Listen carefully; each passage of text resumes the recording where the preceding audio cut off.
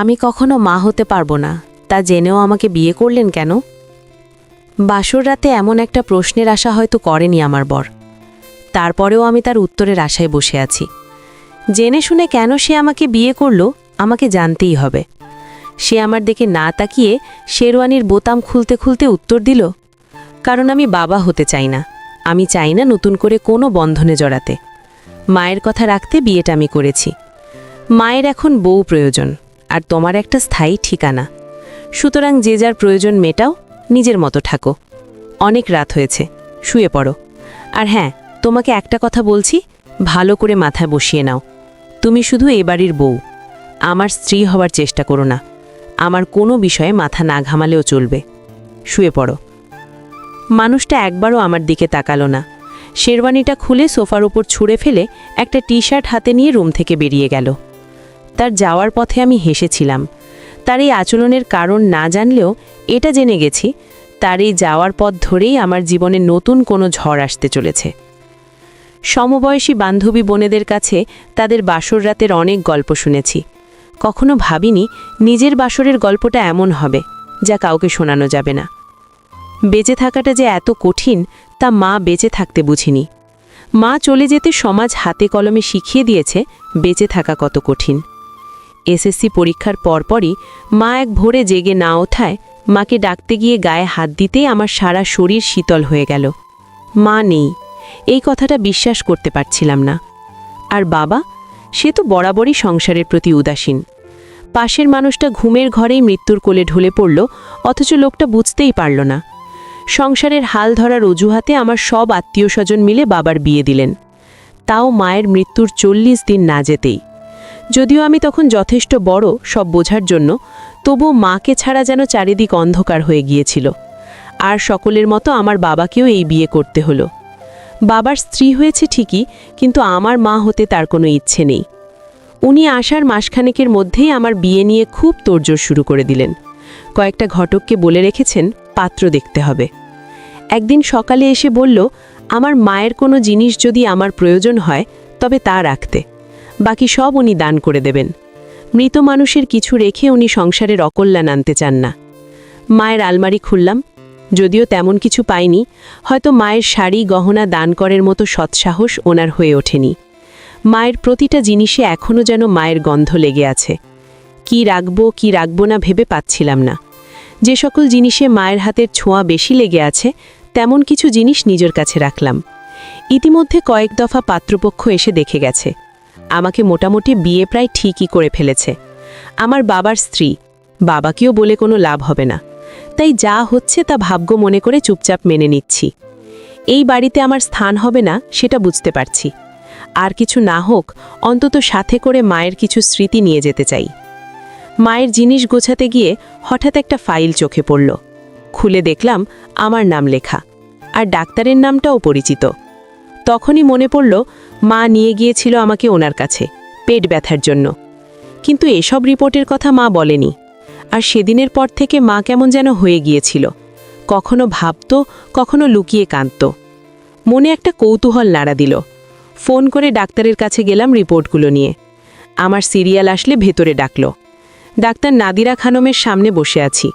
উনি জিজ্ঞেস করলেন, কি সমস্যা? ফাইলটা এগিয়ে দিয়ে বললাম, এটাই, আমার নাম লেখা। আমি জানতে চাই এটা কিসের রিপোর্ট। এটা তো অনেক আগের রিপোর্ট, এতদিন পর আসছো রিপোর্ট দেখাতে? ডাক্তার অবাক হলেন। আমি জানতাম না এটার সম্পর্কে। আসলে মা, ও মনে পড়েছে। আমার গলা ধরে এলো।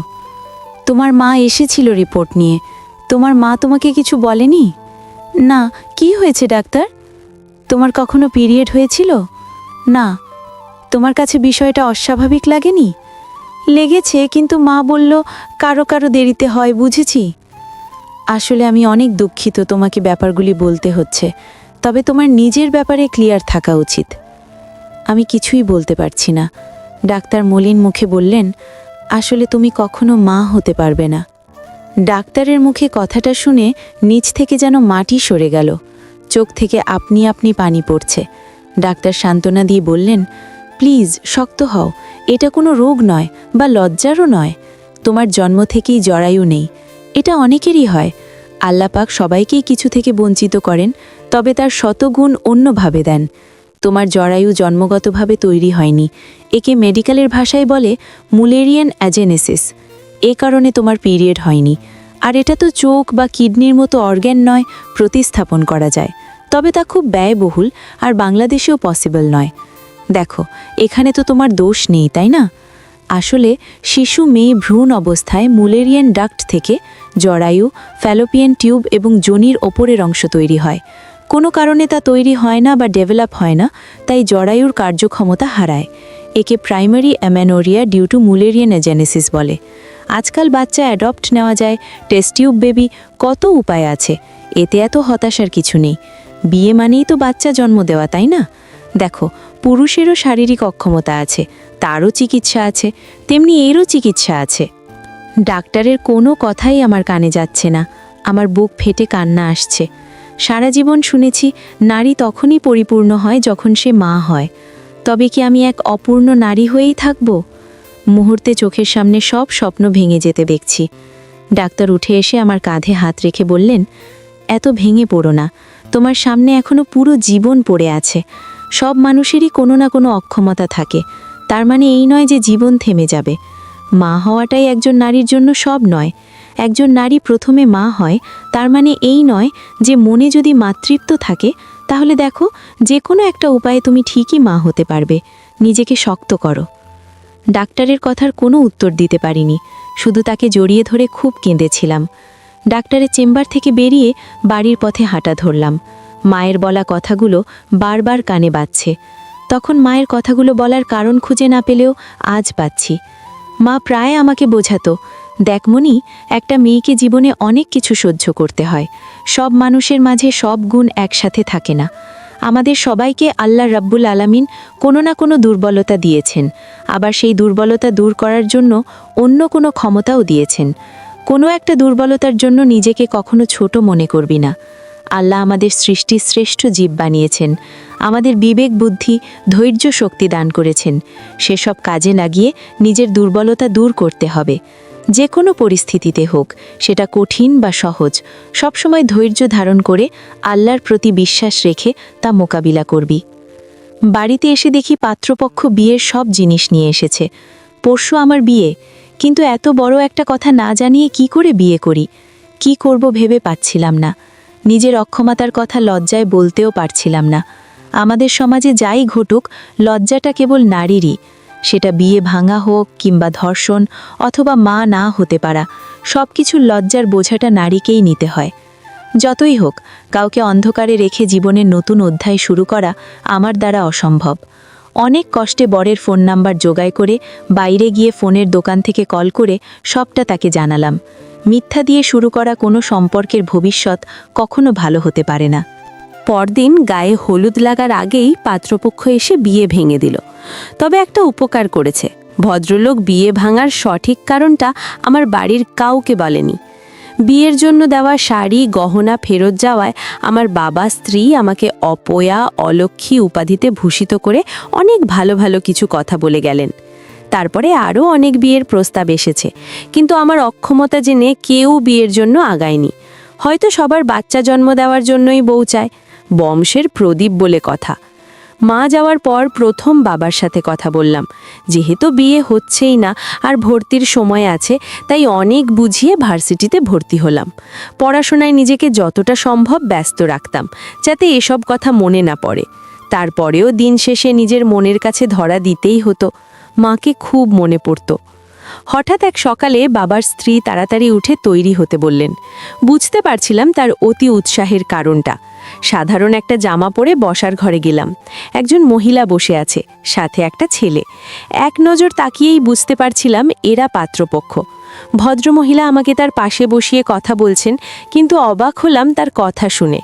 বিগত দিনে আসা পাত্রপক্ষের মতো উনি তেমন কোনো প্রশ্ন করলেন না। আমার পছন্দ অপছন্দ সব জানতে চাইলেন, এমনকি চুল হাত পা হাঁটাও কিছু দেখতে চাইল না। পাত্রের সাথে আলাদা করে কথা বলতে আমাদের বারান্দায় পাঠালো, আমার ছোট ভাইকে দিয়ে। মা যাই হোক, পিতা তো একজনই, আর ভাইটা আমাকে অনেক ভালোবাসে। লোকটার সামনে বসে আছি, লোকটা একবারও চোখ তুলে তাকায়নি, কিছু বলা তো দূরের কথা। আমি বাড়িয়ে নিজের অক্ষমতার কথা তাকে জানালাম। কথাটা শুনে লোকটা একবার আমার দিকে তাকিয়ে উঠে বসার ঘরে চলে এলো। বুঝতে বাকি রইল না ইনিও স্বামী হতে চান না, বাবা হতে চান। ফলাফল জানাই ছিল, তাই উঠে আর নতুন কোনো উপাধি পেতে হলো না। এগিয়ে অবাক লাগছে, সন্ধে হয়ে গেছে, এখনো সবকিছু এত শান্ত। কেন এই শান্ত পরিবেশ? কেন এই শান্ত পরিবেশ বড় কোনো ঝড়ের আভাস নয় তো? রাতে খাবার টেবিলে গিয়ে অবাক করে দিয়ে বাবা বলল, সকালে যারা এসেছিল তারা বিয়েতে রাজি, সামনের শুক্রবারে বিয়ে। আমি চলে যাব সেই খুশিতে বাবার স্ত্রী রীতিমতো আনন্দে ফুটছেন। সব জেনেও কেন বিয়েতে রাজি হলেন সেটাই মাথায় ঢুকছে না। অনেক চেষ্টা করেও তাদের কারো সাথে যোগাযোগ করতে পারেনি। দেখতে দেখতে বিয়ের দিন চলে এলো। হলুদ দিয়ে গোসল করিয়ে সেই বিকেল থেকে আমাকে এক প্রকার নজরবন্দি করে রেখেছে বাবার স্ত্রী। তার ধারণা আমি বিয়ে ভাঙতে কিছু না কিছু করবই। বিয়ে বাড়ির হইচই কিছুই আমার ভালো লাগছে না। মনের মধ্যে একটা কথাই খচখচ করছে, বংশ রক্ষার ক্ষমতা নেই জেনেও কেন বিয়ে করছেন ভদ্রলোক? বিয়ের পর বিদায়ের সময় ভাইটাকে জড়িয়ে ধরে অনেক কেঁদেছি। বাবার চোখে পানি দেখে কিছুটা অবাক হয়েছিলাম। এই বাড়িতে বরণ করে সব নিয়মকানুন শেষ করে বাসর ঘরে বসিয়ে দিয়ে গেল কয়েকজন মিলে। ঘড়িতে রাত 1:10। দেহের ক্লান্তির চাইতে মনের ক্লান্তি বেশি। মনটাকে অস্থির করে দেওয়া প্রশ্নটার উত্তর জানতে এতটাই মরিয়া হয়ে উঠেছিলাম যে মানুষ ঘরে আসতেই প্রশ্নটা করে বসলাম, আমি কখনো মা হতে পারবো না, তা জেনেও আমাকে বিয়ে করলেন কেন? বাসর রাতে এমন একটা প্রশ্নের আশা হয়তো আমার বর করেনি, তারপরেও আমি তার উত্তরের আশায় বসে আছি। জেনে শুনে সে কেন আমাকে বিয়ে করলো আমাকে জানতেই হবে। সে আমার দিকে না তাকিয়ে শেরওয়ানির বোতাম খুলতে খুলতে উত্তর দিল, কারণ আমি বাবা হতে চাই না। আমি চাই না নতুন করে কোনো বন্ধনে জড়াতে। মায়ের কথা রাখতে বিয়েটা আমি করেছি। মায়ের এখন বউ প্রয়োজন আর তোমার একটা স্থায়ী ঠিকানা। সুতরাং যে যার প্রয়োজন মেটাও, নিজের মতো থাকো। অনেক রাত হয়েছে, শুয়ে পড়ো। আর হ্যাঁ, তোমাকে একটা কথা বলছি, ভালো করে মাথায় বসিয়ে নাও।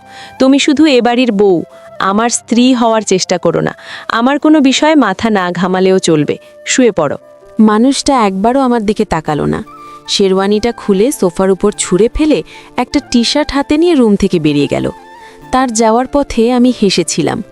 তার এই আচরণের কারণ না জানলেও এটা জেনে গেছি, তার এই যাওয়ার পথ ধরেই আমার জীবনে নতুন কোনো ঝড় আসতে চলেছে। সমবয়সী বান্ধবী বোনেদের কাছে তাদের বাসর রাতের অনেক গল্প শুনেছি। কখনো ভাবিনি নিজের বাসরের গল্পটা এমন হবে যা কাউকে শোনানো যাবে না। দূর থেকে মুয়াজ্জিনের আজানের শব্দে ঘোর কাটল। বারান্দা থেকে রুমে ঢুকতেই বিছানার দিকে চোখ গেল। ফুলগুলো তাদের সৌন্দর্য হারিয়ে মলিন হয়ে গেছে। নেই তাদের সেই মন মাতানো সৌরভ। কেউ হয়তো খুব যত্ন করে সাজিয়েছিল এই বাসর। তার মনে হয়তো কামনা ছিল এই ফুলের মতো সুন্দর হবে আমাদের বাসর রাত। এভাবেই ভালোবাসার সৌরভে ভরে উঠবে আমাদের দাম্পত্য জীবন। কিন্তু কোনো কোনো ফুল যে সৌরভ ছড়ানোর আগেই ঝরে যায়, যেমনটা আমি। নামাজ পড়ে বিছানা পরিষ্কার করে বিছানায় শরীর রাখতে চোখের রাজ্যে ঘুম নেমে এলো। ঘড়িতে চোখ পড়তে দেখি সকাল 8টা বাজে। এত দেরি হয়ে গেছে?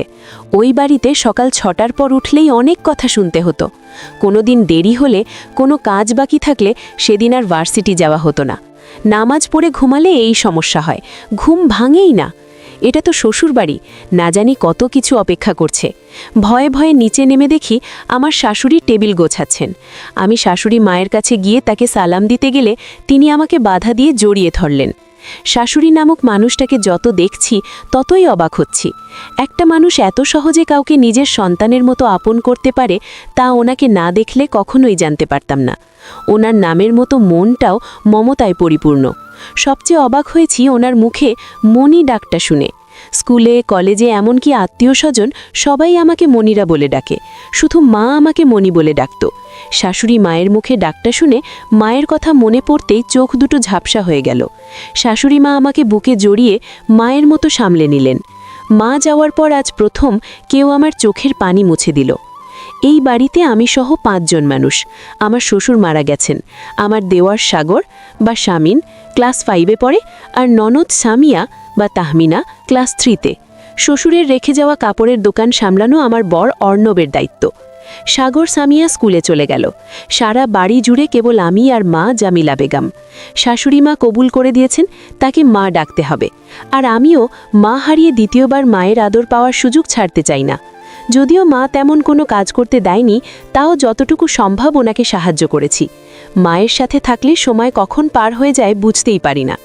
দুপুরে অর্ণব বাসায় ফিরলেই সে সোজা ওয়াশরুমে ঢুকে যায়। মানুষটা কেমন যেন অদ্ভুত। সে তার নিজের দুনিয়া নিয়েই ব্যস্ত। যে কারণে হোক, যেভাবে হোক, আমাদের বিয়েটা তো হয়েছে। আমি তার স্ত্রী। মানুষটা একবারও ঠিকমতো কথাও বলে না। স্বামীর সংসার নিয়ে কল্পনার ছবিটার কোনো দিক দিয়েই মেল পাচ্ছি না। তার এমন আচরণের কারণ কি শুধুই আমার অক্ষমতা, নাকি অন্য কিছু? অন্য সব মেয়ের মতো আমিও স্বামীর সংসার নিয়ে অনেক স্বপ্ন সাজিয়েছিলাম, কিন্তু নিমিষে তা ভেঙে চুরমার হয়ে গেল। সামিয়ার ডাকে ভাবনার জগৎ থেকে বেরিয়ে এলাম। মা ডাকছে বলে হাত ধরে টেনে আমাকে সাথে নিয়ে চলল মেয়েটা। দেখতে এত মিষ্টি যে কেউ আদর করবে, আর একদিনেই এমনভাবে মিশে গেছে যেন কতদিন ধরে চেনে আমাকে। দুপুরের পর থেকে শুয়ে বসে সময় কেটেছে। সন্ধ্যায় নামাজ পড়ে মায়ের রুমে গিয়ে দেখি মা কাপড় গোছাচ্ছেন, সাগর আর সামিয়া পড়ছে। আমাকে দেখে মা ডেকে কাছে বসালেন। কথায় কথায় মা বললেন উনি আমাকে রাস্তায় কোনো বাচ্চাকে খাবার কিনে খাওয়াতে দেখেছেন। সেখানেই দেখে উনি আমাকে পছন্দ করেন, আর সেই দোকানের কাছে খোঁজ নিয়ে আমাদের বাসায় আসেন বিয়ের প্রস্তাব নিয়ে। মা চলে যাওয়ার পর থেকে যখনই শুনি কোনো বাচ্চার মা নেই, বুকের ভেতরটা মোচড় দিয়ে ওঠে। যখনই সুযোগ পাই চেষ্টা করি একটা শিশুর মুখে একটা হাসি ফুটিয়ে তুলতে। জানিস মনি, তোকে প্রথম দেখেই আমার অনেক পছন্দ হয়েছিল। যার মনে এত মায়া, তার মনটা নিশ্চয়ই অনেক সুন্দর। আমি সবসময়ই তোর মতো মিষ্টি একটা মেয়েকেই আমার ছেলের বউ করতে চেয়েছি। আল্লাহ তা কবুল করেছেন। আমার আর কিছুই চাওয়ার নেই। আল্লাহ আমার সব সন্তানকে ভালো রাখুক, সুখে রাখুক, এটাই কামনা করি সব সময়। আমি জানি আমার ছেলেটা একটু গম্ভীর স্বভাবের, কিন্তু ওর মনটা খুব ভালো। দেখিস ও ঠিক সংসারী হবে, আর একটা বাচ্চা চলে আসলে আরও দায়িত্ববান হয়ে উঠবে। আমার নাতি নাতনি হলে আমি সারা দিন তার সাথে সময় কাটাবো। তখন কিন্তু তোকে এই সংসারের সব সামলাতে হবে। যতদিন নাতি নাতনি না আসে ততদিন তোর কোনো কাজ করতে হবে না। মায়ের মুখে বাচ্চার কথা শুনে সরাসরি কেঁপে উঠলাম। নাতি নাতনি নিয়ে মায়ের আশা আমি কোনো দিন পূরণ করতে পারবো না। মানুষটার চোখে মুখে খুশির স্বাদ স্পষ্ট ভেসে উঠল। যখন মা জানবে আমি তাকে এই খুশি কখনো দিতে পারবো না, তখন নিশ্চয়ই অনেক কষ্ট পাবে। মায়ের কথার কোনো উত্তর না দিয়ে চুপচাপ বেরিয়ে এলাম রুম থেকে। স্কুলে যখন বান্ধবীরা প্রতি মাসের কয়েকটা দিন খুব অস্বস্তিতে কাটাতো, তখন নিজেকে ওদের থেকে আলাদা মনে হতো। কলেজের বান্ধবীরা কোন মাসে পেট ভালো, কোন মাসে বেশি কষ্ট হয়, এসব টপিক নিয়ে কথা বলতো, তখন নীরবে তাদের মাঝ থেকে সরে আসতাম। মাসের কয়েকটা দিন মাকে নামাজ পড়তে দেখতাম না, কিন্তু আমাকে মা ঠিকই পড়াতো। মা কেন নামাজ পড়ছে না জিজ্ঞেস করলে বলতো, আল্লাহ নারীকে বিশেষ মর্যাদা দিয়েছেন, তাই কিছু সময় নামাজ মাফ করে দেন। তখন খুব রাগ হতো, আমার নামাজ কেন মাফ করে না? তাহলে কি আমাকে আল্লাহ পছন্দ করেন না?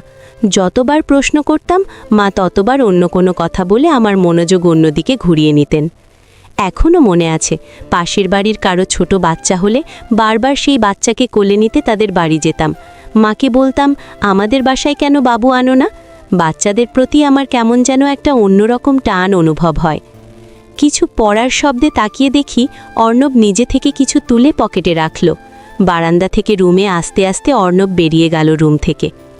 আজ বিয়ের 7 দিন হয়ে গেছে। এই 7 দিনে একবারও বাবা একটা খোঁজ নেয়নি।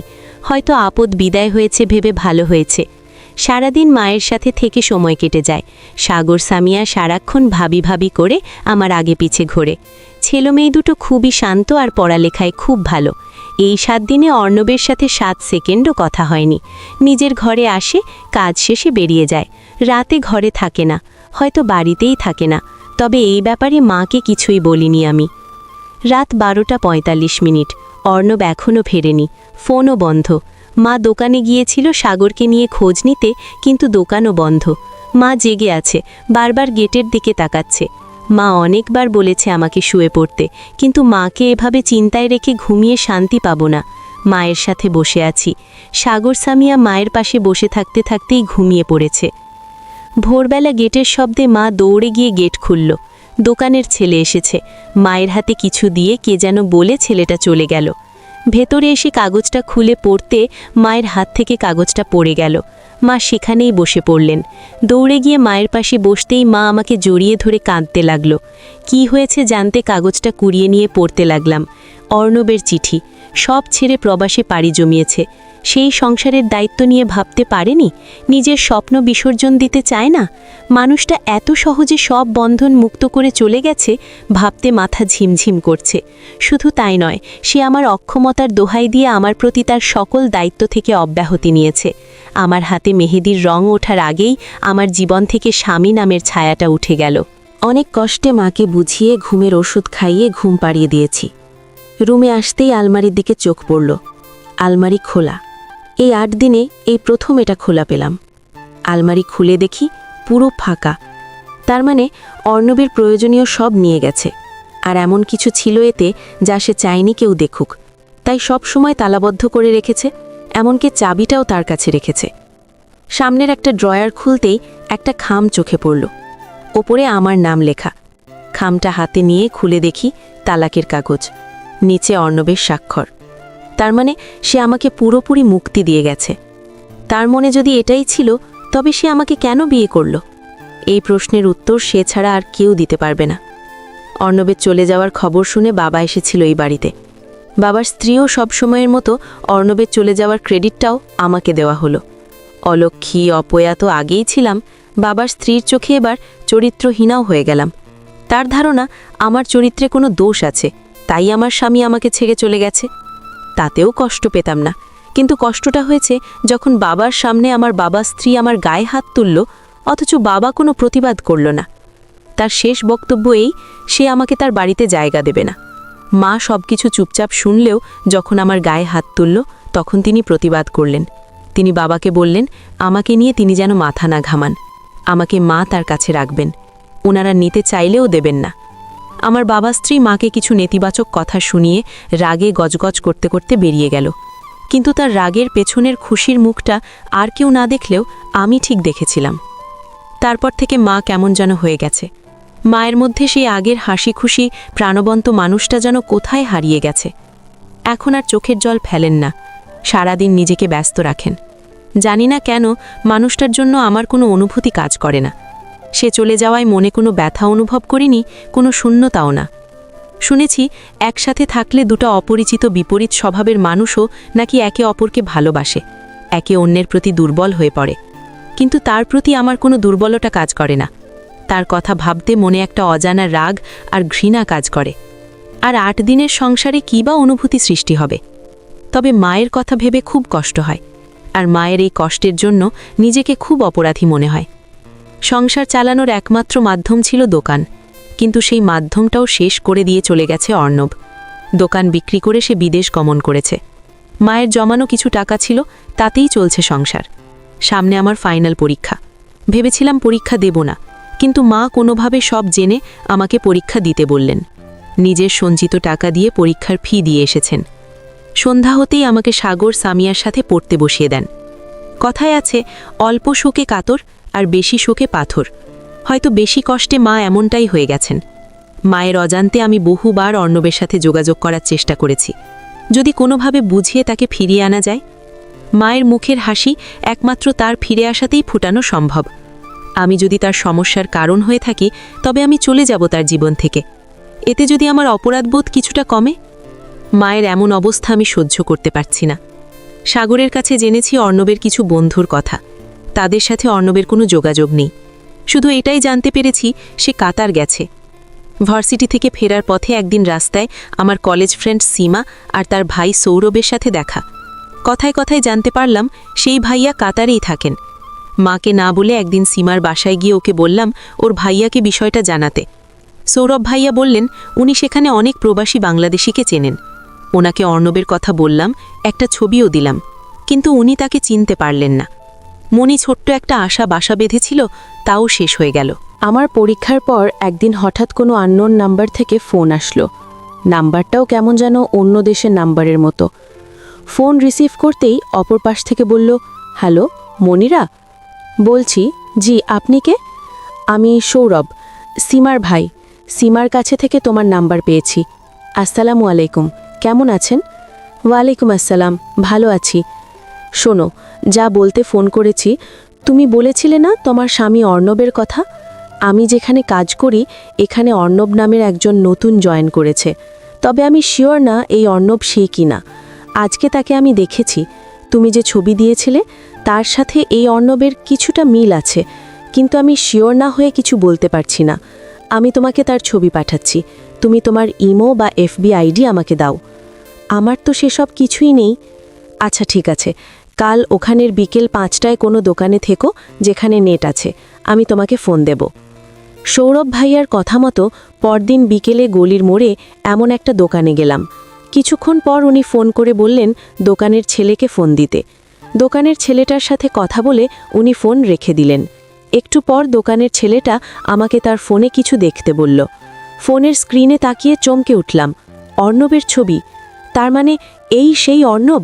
তবে তার মধ্যে বেশ পরিবর্তন এসেছে। আগের ছবিটার সাথে এখনকার ছবির তেমন কোনো মিল নেই, কিন্তু ওনার কপালের ওপরের তিলটা এখনও আগের মতোই আছে। বাসায় এসে ভাবছি মাকে অর্ণবের কথা বলবো কি বলবো না। কয়েকবার গিয়েও মায়ের কাছে যেতে পারিনি, কি বলবো বুঝে উঠতে না পেরে ফিরে এসেছি। রাত 12টার দিকে সেই নাম্বার থেকে আবার ফোন আসলো। সৌরভ ভাইয়া বললেন, আমি বললাম যে এই সেই অর্ণব। উনি আমাকে একটা ফোন নাম্বার লিখতে বললেন। উনি বললেন এটা অর্ণবের ফোন নাম্বার। অনেক ভেবেচিন্তে ফোন নিয়েই দিলাম। অর্ণবকে কল যাচ্ছে কিন্তু ধরছে না। কয়েকবার দেওয়ার পর ধরল, কিন্তু কোনো মহিলা কণ্ঠ বলল অর্ণব বাইরে আছে, পরে ফোন করতে। আমি আর কিছুই বলিনি। পরের দিন আবারও ফোন দিলাম। এবার অর্ণব ফোন ধরল, তবে আমার পরিচয় দিতেই উনি বিরক্ত হয়ে যা তা বলে উঠলেন। একবারও মায়ের কথা বা সাগর সামিয়ার কথা জানতে চাইলেন না। আমি কিছু বলতে পারার আগেই ফোন কেটে দিল। পরে আবার ফোন দিয়েছি, কিন্তু ব্যালেন্স না থাকায় ফোন যায়নি। পরের দিন ফোনে রিচার্জ করে ফোন দিলাম, কিন্তু যাচ্ছে না। বিকেলে সেই দোকানে গিয়ে ছেলেকে দেখালে ছেলে বলল এই নাম্বার ব্লক করে রেখেছে, এই নাম্বার থেকে ফোন যাবে না। হাতে যে টাকা আছে তাতে দাঁড়িয়ে আরও 2 মিনিট কথা বলা যাবে। দোকান থেকে কল করলাম। আমার কণ্ঠ শুনে অর্ণব রেগে গেল। প্লিজ ফোন রাখবেন না, শুধু একবার আমার কথা শুনুন। আমি সত্যি বলছি, আর আপনাকে বিরক্ত করব না। কি বলবে তাড়াতাড়ি বলো, আমার সময় নেই। আপনি কিছু না বলে কেন হঠাৎ এভাবে চলে গেলেন? আপনি চলে যাওয়ায় মা অনেক কষ্ট পেয়েছে। আপনি একবার মায়ের সাথে কথা বলুন।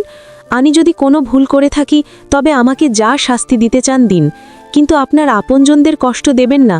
আপনি ফিরে আসুন। দেখো, তোমার এসব ফালতু কথা শোনার সময় নেই, আর কখনো আমাকে ফোন করবে না। তুমি নিজের চিন্তা করো। মাকে বলে দিও তার কথায় তোমাকে বিয়ে করে আমি আমার ঋণ শোধ করেছি। আমার কাছে আর কোনো কিছু দাবি বা আশা যাতে না করে। আমাকে একটা কথা বলার সুযোগ না দিয়েই উনি ফোন রেখে দিলেন। সারাটা রাস্তা আস্তে আস্তে হেঁটেছি, শুধু এটাই মনে ঘুরছিল, এই কেমন সন্তান। মায়ের ঋণ কি কখনো শোধ করা যায়? মায়ের একদিনের কষ্টও কি সন্তান সারা জীবন চেষ্টা করেও শোধ করতে পারে? এত সহজে উনি বলে দিলেন ওনার কাছে কোনো দাবি আশা না রাখতে। মায়ের ভালোবাসার কোনো দাম নেই ওনার কাছে। কেন করছে এসব? শুধু একটা উন্নত জীবনের জন্য, কিছু টাকার জন্য? এভাবে কি করে কেউ সব কিছু ত্যাগ করতে পারে? লজ্জা ভয় সব ত্যাগ করে কয়েকদিন পর আবারও তাকে ফোন করেছি, কিন্তু নাম্বারটা বন্ধ, হয়তো বদলে ফেলেছে।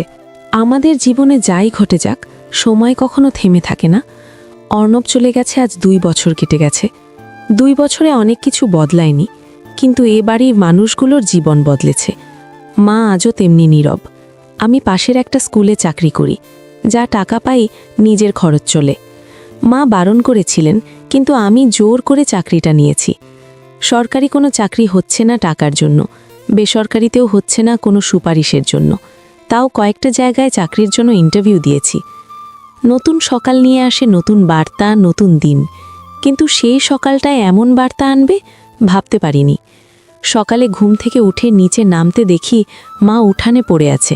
তাড়াতাড়ি হাসপাতালে নেওয়া হলো, কিন্তু 4 ঘন্টার মাথায় মা আমাদের ছেড়ে পৃথিবীকে বিদায় জানিয়ে চলে গেলেন। ডাক্তার জানালেন অনেক আগে থেকে মায়ের কিডনির সমস্যা ছিল, কিন্তু মা কখনো এই কথা আমাকে বা কাউকে বলেনি। নিজের রোগটা নিজের মধ্যে চেপে রেখেছেন। মায়েরা কেন এমন চাপা স্বভাবের হয়? সন্তানের কোনো সমস্যা হলে তারা না বললেও বুঝে নেয়। অথচ নিজের এত বড় একটা রোগ হাসি মুখের আড়ালে লুকিয়ে রেখেছেন কেন? একটুও সুযোগ দিল না তার জন্য কিছু করার? কেন একবার ভরসা করল না আমার উপর? কেন এক সন্তানহারা মা অন্য সন্তানদেরও নিজে থেকে দূরে ঠেলে দিলেন? জীবনে যাকে আঁকড়ে ধরেছি তাকেই হারিয়েছি। মাঝে মাঝে জীবনের প্রতি খুব অভিমান হয়। কেড়ে যদি নেবেই তবে কেন বাঁধো মায়ার বাঁধনে? নাকি আমি বাঁধতে পারি না কাউকে? ভাবি মা আছেন। সামিয়া স্কুলের জন্য রেডি হয়ে হাতে চিরুনি ফিতা নিয়ে দাঁড়িয়ে আছে। মেয়েটা যেন বয়সের আগে বড় হয়ে যাচ্ছে, নিজে নিজে সব কাজ করে ফেলে। অথচ ওর বয়সী বাচ্চারা এখনও মায়ের হাতে খাবার খেতে বায়না করে। মা প্রায় সাগর সামিয়াকে বলতো, বড় ভাবি মায়ের মতো, আমি থাকি আর না থাকি কখনো তোদের ভাবিকে কষ্ট দিবি না, সব সময় ভাবির কথাকে আমার কথা মনে করবি, যে যাই বলুক তোর ভাবির আদেশ সব সময় পালন করবি। মা যাওয়ার পর সাগর সামিয়ার জন্য আমি ভাবি থেকে ভাবি মা হয়ে গেলাম। একসময় জীবনের প্রতি খুব অস্বস্তি লাগত, নিজেকে শেষ করে দিতে মন চাইত, কিন্তু ছোট্ট এই দুটো ছেলে মেয়েকে রেখে চলে যাওয়ার সাহস আমার হয়নি। এই বাড়িতে এসেছে আজ এক যুগ। সময় তার নিজস্ব গতিতে চলছে, সে কারো জন্য থেমে থাকে না। অনেক কিছু বদলে গেছে এই এক যুগে, শুধু বদলায়নি আমাদের তিনটে মানুষের সম্পর্কের বাঁধনটা। এখনও সাগর সামিয়া সেই ছোট্টবেলার মতো আমার আগে পিছে ঘোরে। ভাবিমা ছাড়া তাদের কোনো কিছুই চলে না। আজ সাগরের পরীক্ষার রেজাল্ট, জানি সব সময়ের মতো আজও ভালো করবে, তারপরেও মনটা কেমন করছে। মায়ের রুমে বসে আছি। মা যাওয়ার পর রুমের সব কিছু তেমনই রেখেছি। এই রুমটাতে আসলে আজও মাকে অনুভব করতে পারি।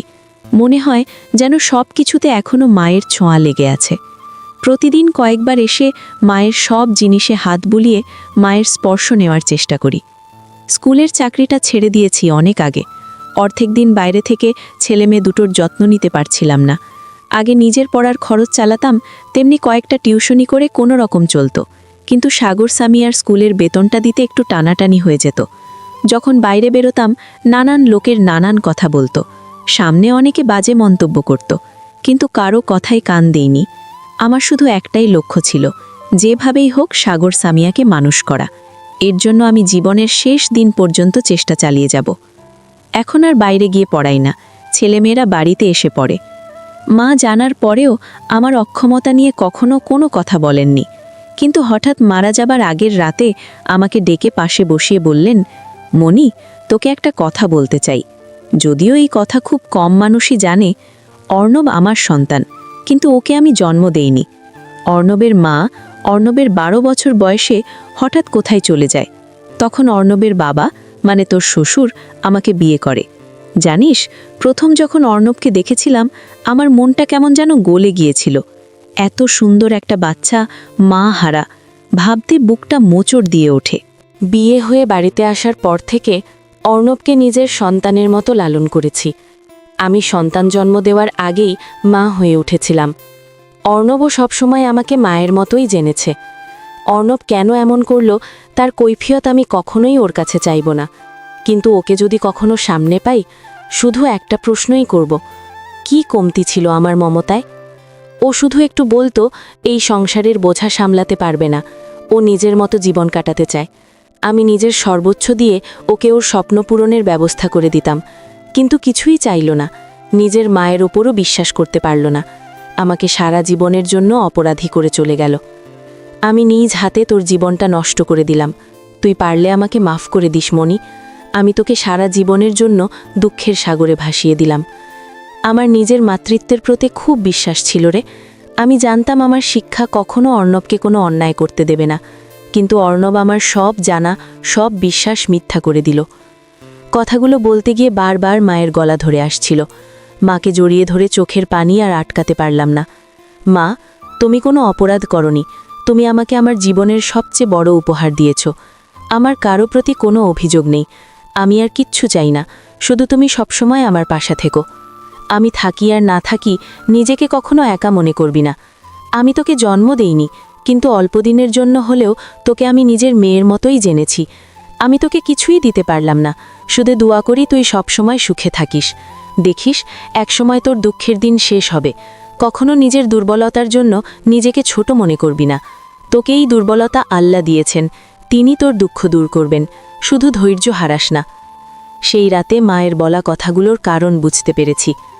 পরদিন সকালে, ভাবিমা তুমি এখানে, আর আমি তোমাকে সারা জায়গায় খুঁজছি, আয় বস। সামিয়া এলো। এত বড় হয়েছিস, এখনো নিজের চুলটা বাঁধতে পারিস না? যখন আমি থাকবো না তখন কি করবি? ভাবিমা তুমি যদি এমন কথা আর একদিনও বলো তাহলে কিন্তু আমি মরে যাব। ভাবিমা মাকে হারিয়ে নতুন মা পেয়েছি, এই মাকে হারাতে চাই না। আরে কাঁদছিস কেন? আমি কি তোকে ছেড়ে যাওয়ার কথা বলেছি? আমি তো বলেছি তোর যাওয়ার কথা। বিয়ে হয়ে শ্বশুরবাড়ি গিয়ে আমাকে নিয়ে যাবি তোর চুল বাঁধতে? আমি তোমাদের ছেড়ে কোথাও যাব না, প্রয়োজনে বিয়েই করব না। সামিয়ার সাথে কথা শেষ হওয়ার আগেই দৌড়ে এসে হাতের মিষ্টির প্যাকেট থেকে মিষ্টি নিয়ে আমার মুখে পুড়ে দিল সাগর। বুঝতে বাকি নেই, সাগর পাশ করেছে। তবে তার চেয়ে বড় খবর, সাগর চাকরি পেয়েছে। ওর ভালো রেজাল্ট দেখে কোনো কোম্পানি নিজে থেকে ওকে চাকরির অফার দিয়েছে, সাথে সামনে পড়াশোনা করার সুযোগও দেবে। সাগর আমার হাত ধরে বলল, ভাবিমা তুমি আমাদের জন্য অনেক কষ্ট সহ্য করেছ, এবার তোমার দায়িত্ব আমাকে নিতে দাও। আমি তোমাকে কোনো কষ্ট করতে দেব না। কে ব্যাপার, সব মিষ্টি? কি ভাবিমা, আমরাও তো তোমার কাছ থেকে মিষ্টি খাওয়ার অপেক্ষায় আছি। সৌরভ ভাইয়া, আসুন সৌরভ ভাইয়া, আমি তো আগেই জানতাম তুমি ভালো করবে, শুধু শুধু তোমার ভাবিমা চিন্তা করছিল। সৌরভ ভাইয়া, ভাবিমাও জানতো ভাইয়া ভালো করবে, তারপরেও চিন্তা করে, সব সময়ের মতো। কথায় আছে বিপদে প্রকৃত বন্ধুর পরিচয়। সেই প্রকৃত বন্ধু হয়ে আমার কঠিন বিপদে পাশে থেকেছে সীমা। অথচ কলেজে তেমন বন্ধুত্ব ছিল না আমাদের, তারপরেও মেয়েটা সবসময় আমার বিপদে পাশে থেকেছে। সে আমাকে সাহস দিয়েছে। সেখানে আমার ফ্রেন্ডরা, যাদের ছাড়া চলতই না, তারা রাস্তায় আমাকে দেখলেও এড়িয়ে চলে গেছে। হয়তো স্বামী ত্যাগ করা এমন বান্ধবীর পরিচয় দিতে তারা লজ্জা পেত। সীমা প্রায়ই এই বাড়িতে আসতো, মাঝে মাঝে ওর ভাই সৌরভও। সব ভালোই চলছিল, কিন্তু হঠাৎ একদিন সৌরভ এসে আমাকে সোজা বিয়ের প্রস্তাব দিয়ে বসল। সীমা ও ভাইয়ের সাথে তাল মিলিয়ে আমাকে রাজি করাতে লেগে গেল, কিন্তু আমার কাছে বিষয়টা ভালো লাগেনি। সৌরভের সাথে বাইরে দেখা করি। সৌরভ আর আমি সামনাসামনি বসেছি। কি বলবো, কোথা থেকে শুরু করব বুঝে উঠতে পারছিলাম না, কিন্তু চুপ থাকলেও চলবে না। আপনি আমাকে কেন বিয়ে করতে চান? দেখো, ঘুরিয়ে পিছিয়ে কথা বলতে আমার অভ্যস্ত নয়, তাই সহজ ভাষায় বলছি, আমি তোমাকে ভালোবাসি। আপনি সব জেনেও এসব বলছেন? সব জানি, দেখেই বলছি। তোমাকে এতদিন যতটুকু জেনেছি, আমার মনে তোমার প্রতি একটা দুর্বলতা সৃষ্টি হয়েছে, আর এটা ভালো লাগা নয়, তা আমি বুঝতে পেরেছি। একটা দুর্বলতা আমারও আছে, যা আপনি জানেন না। আমি কখনো মা হতে পারবো না। মা হওয়ার ক্ষমতা আমার নেই। একটা নারীকে ভালোবাসার জন্য শুধু কি তার মা হওয়ার ক্ষমতাটাই যথেষ্ট? কিন্তু বংশরক্ষার জন্য শুধু একজন সন্তানদানকারী নারীই যথেষ্ট? সেসব আমি জানি না। শুধু জানি আমি তোমাকে ভালোবাসি। তোমার ভালো মন্দ, সুখ দুঃখ সব কিছুতেই তোমার পাশে থাকতে চাই। রাখবে আমায় তোমার পাশে? আমার পক্ষে বিয়ে করা, সংসার করা সম্ভব নয়। আমার এখনো অনেক দায়িত্ব বাকি। তোমার সব দায়িত্ব আমি নিতে চাই। সাগর, সামিয়াকে আমি তোমার থেকে দূর করব না। ওদের প্রতি তোমার যা যা দায়িত্ব, তা সব আমি পালন করব। তা হয় না। মানুষের কিছু কিছু সুখ দুঃখ বা দায়িত্ব আছে, যার ভাগ সে কাউকে দিতে চায় না। সাগর, সামিয়ার দায়িত্ব আমি কাউকে দিতে চাই না। যখন সবাই আমার থেকে মুখ ফিরিয়ে নিয়েছে, তখন একজন মানুষ আমাকে তার মমতার ছায়ায় আশ্রয় দিয়েছে।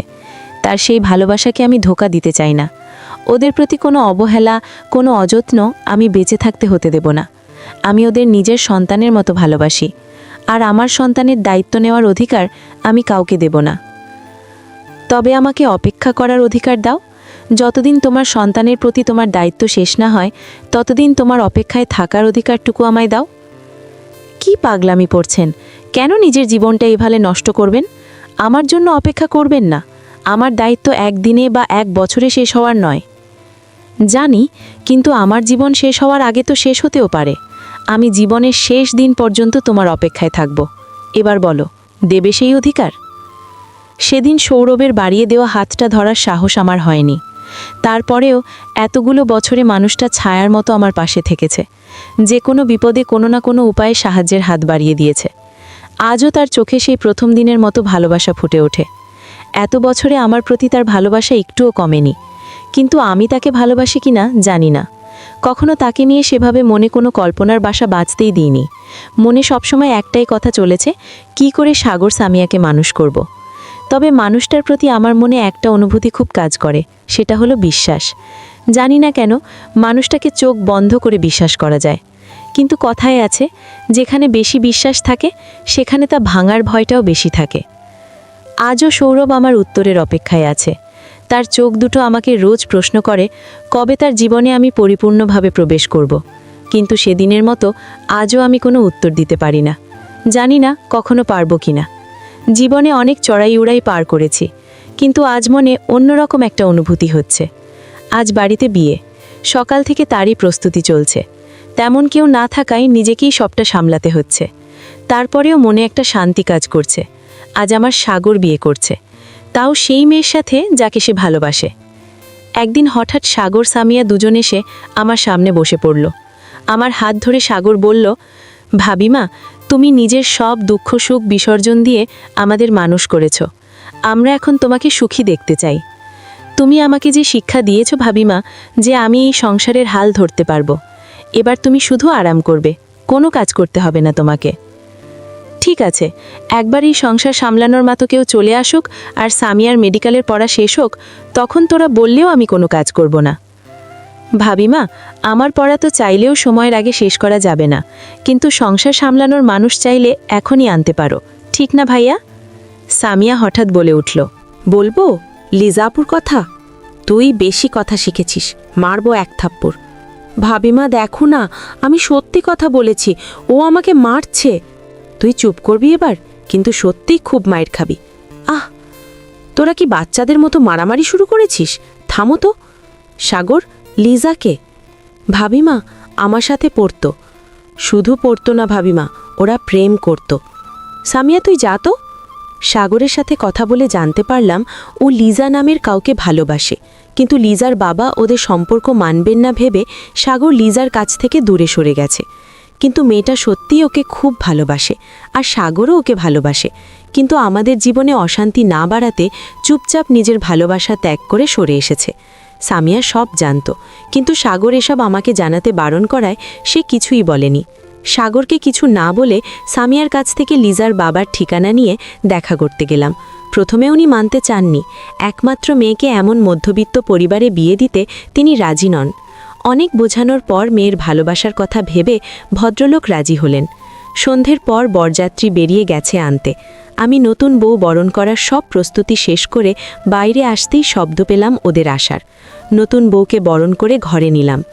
লিজা মেয়েটা খুবই ভালো, যেমন দেখতে সুন্দরী তেমন ভালো ওর ব্যবহার। এত বড়লোকের মেয়ে হয়েও আমাদের পরিবেশে নিজেকে খুব সহজে মানিয়ে নিয়েছে। সাগর সামিয়ার মতো লিজাও ভাবিমা বলে ডাকে আমাকে। সাগর লিজা দুজনেই চাকরি করে, সকালে বেরিয়ে যায়, আস্তে আস্তে সন্ধে। সামিয়া বিকেলের আগে ফেরে না। সারা বাড়িতে আমি একাই থাকি। সাগর জেদ করে আমার সব টিউশনি বাদ দিয়েছে। সময় কাটাতে ঘরে টুকটাক কাজ করে দিন পার করি। সেদিন মোড়ের মার্কেটের সামনে শিরিন আন্টির সাথে দেখা। আন্টি প্রথম দেখেই আমাকে চিনতে পারল। সাগর যখন মাধ্যমিক পরীক্ষার্থী ছিল তখন ওর দিকে নজর দিতে গিয়ে কয়েকটা টিউশনি বাদ দিয়েছিলাম। তখন আমাদের ওপরতলার 3টা রুম ভাড়া দিয়েছিলাম শিরিন আন্টির কাছে। শিরিন আন্টি খুব মিশুক মানুষ, কখনো মনে হয়নি উনি ভাড়াটিয়া, মনে হয়েছে নিজেদের পরিবারেরই একজন। ওনার মেয়ে সামিয়ার সাথে খেলতো। আঙ্কেলের বদলির কারণে ওনারা চলে গিয়েছিল। আন্টিকে এতদিন পর দেখে খুব ভালো লাগলো। বলেছি বাসায় আসতে, কিন্তু সময় স্বল্পতার কারণে আসতে পারেনি। একমাত্র শুক্রবারটায় আমার বাড়িটা ভরা থাকে, সবাই বাসায় থাকে। সারা সপ্তাহের ক্লান্তি ছেলেমেয়ে 3টে একদিনেই দূর করে দেয়। লিজা সকাল হতে রান্নাঘরে আমার সাথে নতুন রান্না শিখতে ব্যস্ত হয়ে পড়ে, আর সাগর সামিয়া সেই ছোটবেলার মতো এটা ওটা নিয়ে লেগে থাকে। আজ অনেক হয়ে গেছে, কিন্তু লিজা নিচে নামল না। সাগর বলল ঘুমাচ্ছে। এতদিনে একদিনও মেয়েটা এতবেলা ঘুমায়নি, শরীর খারাপ না তো? উপরে ওদের রুমে গিয়ে লিজাকে ডাকলাম। বলল তেমন কিছু না, একটু ক্লান্ত রাখছে, হয়তো কাজের চাপ বেশি হয়ে গেছে। কিন্তু দুপুরে খাবার খেতে বসে খাবার দেখেই দৌড়ে গিয়ে বমি করা, একটু চিন্তা হতে লাগলো। বিকেলে ডাক্তারের কাছে পাঠালাম সাগরকে দিয়ে। খুব চিন্তা হচ্ছে, এত হাসি খুশি মেয়েটার মুখটা কেমন মলিন হয়ে গেছে। চিন্তায় হাত পা ঠান্ডা হয়ে আসে। সন্ধ্যের দিকে সাগর লিজাকে নিয়ে বাসায় আসলো। ডাক্তার কি বলেছে জিজ্ঞেস করতে দুজনেই দুজনের মুখ চাওয়াচাওয়ি করছে, কেউ কিছু বলছে না। ওদের চুপ থাকা আমার চিন্তাকে আরও বাড়িয়ে দিচ্ছে।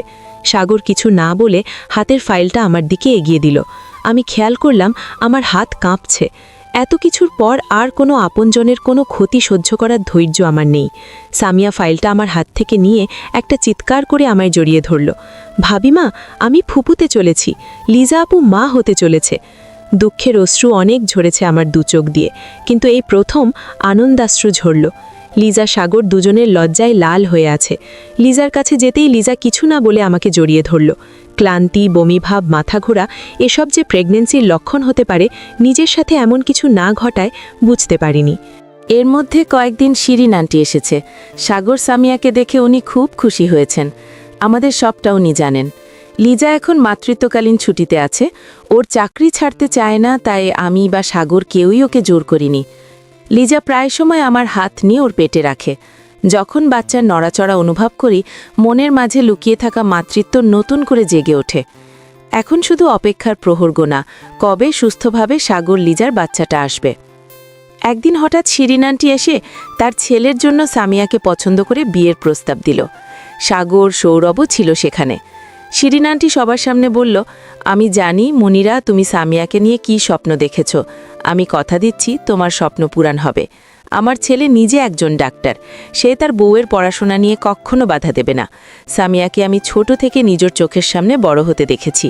আর তোমাকে যতটুকু চিনেছি, তোমার দেওয়া শিক্ষা কখনো ভুল হতে পারে না। তোমাদের কোনো আপত্তি না থাকলে আমি সোজা বিয়ে পড়িয়ে নিয়ে যেতে চাই সামিয়াকে।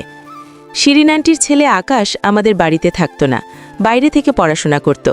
এর আগে ওকে আমি দেখিনি। সামিয়ার মতামত জানতে চাইলে ও বলল, আমি ওর জন্য যা সিদ্ধান্ত নেব ওতেই রাজি। শিরিন আন্টির ছেলে আকাশ মায়ের পছন্দকে নিজের পছন্দ বলে তার মতামত জানিয়েছে। সেই রাতেই আকাশ ও সামিয়ার বিয়ের কাজ সম্পন্ন করা হলো। কিন্তু সামনে সামিয়ার রিয়ার ফাইনাল পরীক্ষা থাকায় ওনারা সামিয়াকে বাড়িতে রেখে গেল। সামিয়ার বিয়ের সপ্তাহখানেক পর লিজার ছেলে হয়েছে। একসাথে এত খুশি আমার জীবনে আসবে তার স্বপ্নেও ভাবতে পারিনি। আজ মায়ের কথা খুব মনে পড়ছে। আজ মা থাকলে তার ছেলে মেয়ের সুখ দেখে অনেক মনের কষ্ট কিছুটা হলেও ভুলে যেতেন। সামিয়ার পরীক্ষার পর ঘরোয়াভাবে ছোট অনুষ্ঠান করে সামিয়াকে শিরিন আন্টি তার বাড়িতে নিয়ে গেল। বিদায়ের সময় মেয়েটা খুব কেঁদেছে। একটা মেয়েকে বিদায় দিতে একজন মায়ের কতটা কষ্ট হয় তা সেদিন বুঝতে পেরেছিলাম। সারা রাত আমার ঘুম হয়নি। ঘরটা কেমন খালি খালি লাগছিল। লিজা এখন পুরোপুরি সুস্থ। ছেলের বয়স 3 মাস। সুখে সময় কিভাবে কেটে যায় তা আমরা বুঝতে পারি না। ঘুমের ঘরে দরজা ধাক্কানোর শব্দে ঘুম ভেঙে গেল। ঘড়িতে ঠিক 12টা বাজে। এত রাতে কে? লিজা হবে হয়তো। মেহমেদ না ঘুমালে লিজা আমার কাছে নিয়ে আসে। উঠে দরজা খুলে দেখি কেউ নেই, আর সারা বাড়ি অন্ধকার হয়ে আছে। আস্তে আস্তে সামনে যেতেই হঠাৎ লাইট জ্বলে উঠল, আর সামনে দাঁড়ানো সাগর, লিজা, সামিয়া, আকাশ হ্যাপি বার্থডে বলে সবাই উইশ করছে। আজ আমার জন্মদিন। মা যাওয়ার পর থেকে এই দিনটা কেউ কখনো মনে রাখেনি। সারা উঠান ফুলে সাজানো, সামনে একটা কেক রাখা, নিচে অনেক বেলুন আর ফুলের পাপড়ি। ছেলে মেয়েগুলো কখন করলো এসব? সবার সাথে মেহমেদও জেগে আছে। লিজা মেহমেদের হাত দিয়ে আমাকে ফুল দিল, তারপর কেক কাটতে নিয়ে গেল। কেক কাটা শেষ হলে সাগর আমার কোলে মেহমেদকে দিয়ে একটা চেয়ারে বসিয়ে দিল, আর ওরা সবাই আমার সামনে নিচে বসে পড়ল। আমি কিছু বলার আগেই সাগর বলে উঠল, ভাবিমা, আজ তোমার জন্মদিন। তোমাকে কিছু দেওয়ার সাধ্য আমাদের নেই। তুমি আমাদের জন্য যা করেছ তার হিসেবে সারা জীবন করলেও শেষ হবে না। ভাবিমা, আমরা তোমাকে কিছুই দিতে পারবো না। আজ আমরা তোমার কাছে কিছু চাই। কি হয়েছে তোরা? সবাই এভাবে কি চায় বলতো? তোদের ছাড়া আমার আর কি আছে? ভাবিমা, আমরা যে যার জীবনে এগিয়ে গেছি, এবার তুমি তোমার জীবনে এগিয়ে যাও। অনেক দুঃখ সহ্য করেছ তুমি, জীবনে আর না। এবার তোমার সুখের দিনে পা বাড়াও। হ্যাঁ ভাবিমা, এবার তুমি তোমার নিজের জন্য বাঁচো। নিজের জীবনের সুখটুকু 2 হাত ভরে কুড়িয়ে নাও, আর সুখের জীবন থেকে মুখ ফিরিয়ে রেখো না। আচ্ছা, তোদের কেন মনে হয় আমি সুখে নেই? আমার চেয়ে সুখী আর কে আছে বলতো? আমরা যতই তোর সাথে থাকি, তোর জীবনে সেই মানুষটার জায়গা কখনোই পূরণ করতে পারবো না। যে মানুষটা তোর মনের খবর রাখবে, তোর সব অনুভূতিগুলো না বললেও বুঝতে পারবে, যে তোর হাত কখনোই ছাড়বে না। একটা কথা মনে রাখবি, মনের মানুষ আর সবাই হতে পারে, কিন্তু মনের মানুষ সবাই হতে পারে না। আমরা তোর আত্মীয়, তোর মনের মানুষ না। সেই তোর মনের মানুষ যে তোর একটা প্রশ্নের আশায় আজও অপেক্ষায় আছে। সামিয়া এবার সৌরভের দিকে তাকিয়ে বলল, আমার ভাইটাকে আর কষ্ট দিস না। সীমাও যোগ দিল, ওরা ছোট মানুষ, কিন্তু তুই তুই সব জেনেও ওনার পাগলামিতে ওনাকে সাপোর্ট করছিস। হ্যাঁ করছি, প্রথম প্রথম আমারও ভাইয়ার এসব পাগলামি মনে হয়েছে, কিন্তু সময়ের সাথে বুঝতে পেরেছি এটা ভাইয়ার পাগলামি না, তোর প্রতি ওর ভালোবাসা। আর বিশ্বাস কর, মন থেকে বলছি, তোর চেয়ে ভালো ভাবি আমি সারা জীবন খুঁজলেও পাবো না। আমার ভাইটার মনে শুধু তুই আছিস। তোর কি মনে হয় সেটা তুই তাকে জানিয়ে দিস। কাল আমি তোকে পাঠাবো। তোর কাছে হয় আমার ভাইটার হাত ধরে তার জীবনে চলে আসিস, নয়তো ওকে চিরদিনের জন্য তোর মনের বাঁধন থেকে মুক্ত করে দিস। সেই রাতে আর ঘুম হলো না, সারাটা রাত ভেবেছি যে মানুষটা এতগুলো বছর আমার জন্য অপেক্ষায় কাটিয়ে দিল, তাকে কি করে ফিরিয়ে দেই। কিন্তু আমি যে অভাগী, সুখ যে আমার জীবনে সয় না। যদি নিজের ভাগ্যের সাথে মানুষটাকে জড়িয়ে তার বড় কোনো ক্ষতি করে ফেলি, যদি তার মনের মতো সাথী হয়ে উঠতে না পারি, মানুষটাকে সুখ দিতে গিয়ে যদি তার দুঃখের কারণ হয়ে যায়, তখন কি করব? নতুন করে জীবনযুদ্ধে নামার শক্তি যে আমার নেই। মাথা কোনো কাজ করছে না, চিন্তা করার শক্তি যেন ক্রমশ লোপ পাচ্ছে। এত কিছুর মাঝেও মনের কোনো না কোনো কোণে মানুষটার প্রতি দুর্বলতা বারবার জেগে উঠছে। মনের কাছে চিন্তাগুলো বারবার হেরে যাচ্ছে। সারা রাত ঘুম হলো না, ভোরের ছাদে পায়চারি করছিলাম। আজকের ভোরটা যেন অন্যরকম লাগছে। ঠান্ডা বাতাস, সাথে সামিয়ার গোলাপ গাছের ফুটন্ত ফুলের মিষ্টি ঘ্রাণ পরিবেশটাকে আরও সুন্দর করে দিচ্ছে। কলিং বেলের শব্দে বুকটা কেঁপে উঠল। সিঁড়ি বেয়ে নামছি, এদিকে মনের মধ্যে ঝড় চলছে। আরও কয়েকবার বেল বাজল। গেট খুলে সামনে তাকিয়ে আমার পা যেন সেখানেই জমে গেল। সারা শরীর অবশ হয়ে আসছে, মুখ থেকে কোনো শব্দ বের করতে পারছি না। এতটা সময় ধরে চলতে থাকা মনের ঝড়টা যেন কোথাও উধাও হয়ে গেল। আমার সামনে সেই মানুষটা দাঁড়িয়ে, যে রাতের আধারে সব বন্ধন ছিন্ন করে নিজের সুখের জন্য সব ত্যাগ করে পা বাড়িয়েছিল নিজের স্বপ্ন পূরণের পথে। হ্যাঁ, আমার সামনে অর্ণব দাঁড়িয়ে। এখনও বাড়িতে আছো? কথাটা শুনে চমকে উঠলাম। এত বছর পর লোকটা ফিরেছে, কেমন আছে সেটাও জিজ্ঞেস করার প্রয়োজন বোধ করল না। আমার উত্তরের অপেক্ষা না করে সে সোজা ভেতরে চলে গেল। আমি সেখানেই দাঁড়িয়ে আছি। বেলের শব্দ শুনে ততক্ষণে সবাই বাইরে বেরিয়ে এসেছে। হয়তো সৌরভকে আশা করেছে। অর্ণব আকাশকে জড়িয়ে ধরে বলল, তুই সাগর, তাই না? কত বড় হয়ে গেছিস। তারপর সামিয়ার দিকে তাকিয়ে সামিয়া বলে ডাকল। সামিয়া কাছে আসতেই অর্ণব সাগরকে বাধা দিল। সামিয়ার মুখে দাদাভাই ডাকটা শুনে লিজা বিস্ময় নিয়ে সাগরের দিকে চেয়ে আছে।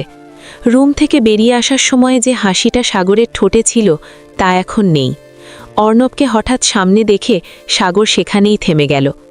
আকাশ নিজেকে ছাড়িয়ে নিয়ে বলল, আপনি ভুল করছেন, আমি আকাশ, সাগর নই। আপনি কে? আমি অর্ণব। কিন্তু তুমি সাগর না হলে এখানে কি করছো? এই বাড়ি তো আমাদের। আমি সামিয়ার হাজব্যান্ড, আকাশ। সামিয়ার দিকে তাকিয়ে অর্ণব বলল, সামিয়া, তোর বিয়ে হয়ে গেছে। সাগর কোথায়? সামিয়া একবার সাগরের দিকে তাকালো। সাগর এখনও সেভাবে দাঁড়িয়ে আছে। অর্ণব এবার সাগরের কাছে গিয়ে নানান কথা বলছে, কিন্তু সাগর কোনো উত্তর দিচ্ছে না। সবাইকে দেখছি, কিন্তু মাকে দেখছি না। মা কোথায়? কিরে, কথা বলছিস না কেন? মা কোথায়? নিশ্চয়ই আমার উপর রেগে আছে। সাগর ফেটে পড়ল। মা এখন আর কারো উপর রাগ করে না, আপনার উপর তো কখনোই না। তুই একদম ঠিক বলেছিস সাগর, মা আমার উপর রাগ করে থাকতেই পারে না। সেটাই, আপনার উপর রাগ করে থাকতে পারেনি বলেই চলে গেছে, চিরদিনের জন্য। চলে গেছে মানে? কোথায় গেছে? কবে আসবে? মা যেখানে গেছে সেখান থেকে কোনোদিন ফিরে আসতে পারবে না। মা চলে গেছে না ফেরার দেশে। কি বলছিস এসব? কি করে হলো? এসব কি হয়েছিল? মায়ের হয়তো বেঁচে থাকার ইচ্ছাটাই মরে গিয়েছিল। সাগর আমার দিকে ফিরে বলল, ভাবিমা, আমার অফিসে জরুরি কাজ আছে, আজ একটু তাড়াতাড়ি যেতে হবে। অর্ণব কিছু বলার আগেই সাগর সেখান থেকে চলে গেল। সাথে যাও। আকাশ সামিয়াকেও নিয়ে উপরে চলে গেল। অর্ণব মায়ের রুমে ঢুকল। আমি রান্নাঘরে গিয়ে দাঁড়িয়ে আছি। কোনো কাজে আমার হাত চলছে না। মনে শুধু একটাই প্রশ্ন ঘুরপাক করছে, সব শেষ হওয়ার পর, যাওয়ার পর কেন ফিরে এসেছে অর্ণব? উনি কি নতুন করে কিছু গড়তে এসেছে, নাকি এতদিনে আমি যা গড়েছি তা আরও একবার ভাঙতে? ভাবতে ভাবতে হঠাৎ অসাবধানতায় চুলার গরম পাতিলে হাতে ছ্যাঁকা লেগে গেল। খুব জ্বলছে। হাতের দিকে তাকানোর আগেই লিজা এসে আমার হাত ধরে টেনে নিয়ে তাড়াতাড়ি পানির কলের নিচে ধরল। ভাবিমা, কি করছো? একটু দেখে করবে তো, নাকি দেখো তো কতটা জায়গা পুড়ে গেছে? যার কপালে পোড়া তার এতটুকু পোড়ায় কিছু হবে না। তুই যা, সাগরকে নাস্তা দিয়ে আয়, নয়তো না খেয়ে বেরিয়ে পড়বে। নাস্তা নিয়ে টেবিলে আসতে দেখি অর্ণব চেয়ারে বসা। আমি টেবিলের উপর পরোটার প্লেটটা রাখতেই অর্ণব বলল, প্লেটটা এদিকে দাও, খুব ক্ষুধা পেয়েছে। ল্যান্ড করেছে সেই কখন, সব ফর্মালিটি পূরণ করতে করতে দেরি হয়ে গেল। এখানে এমন, বুঝেছ? বিদেশে কিন্তু এমনটা হয় না, সব কাজ খুব ফাস্ট। অর্ণব খাচ্ছে আর তার প্রবাস জীবনের গল্প শোনাচ্ছে। মানুষটা এত স্বাভাবিক আচরণ কি করে করছে সেটাই মাথায় ঢুকছে না। এমনভাবে ব্যবহার করছে যেন কিছুই হয়নি। আসলেই কি তার কাছে এসব কোনো বিষয় না, নাকি তার মনে কোনো অনুভূতিই অবশিষ্ট নেই?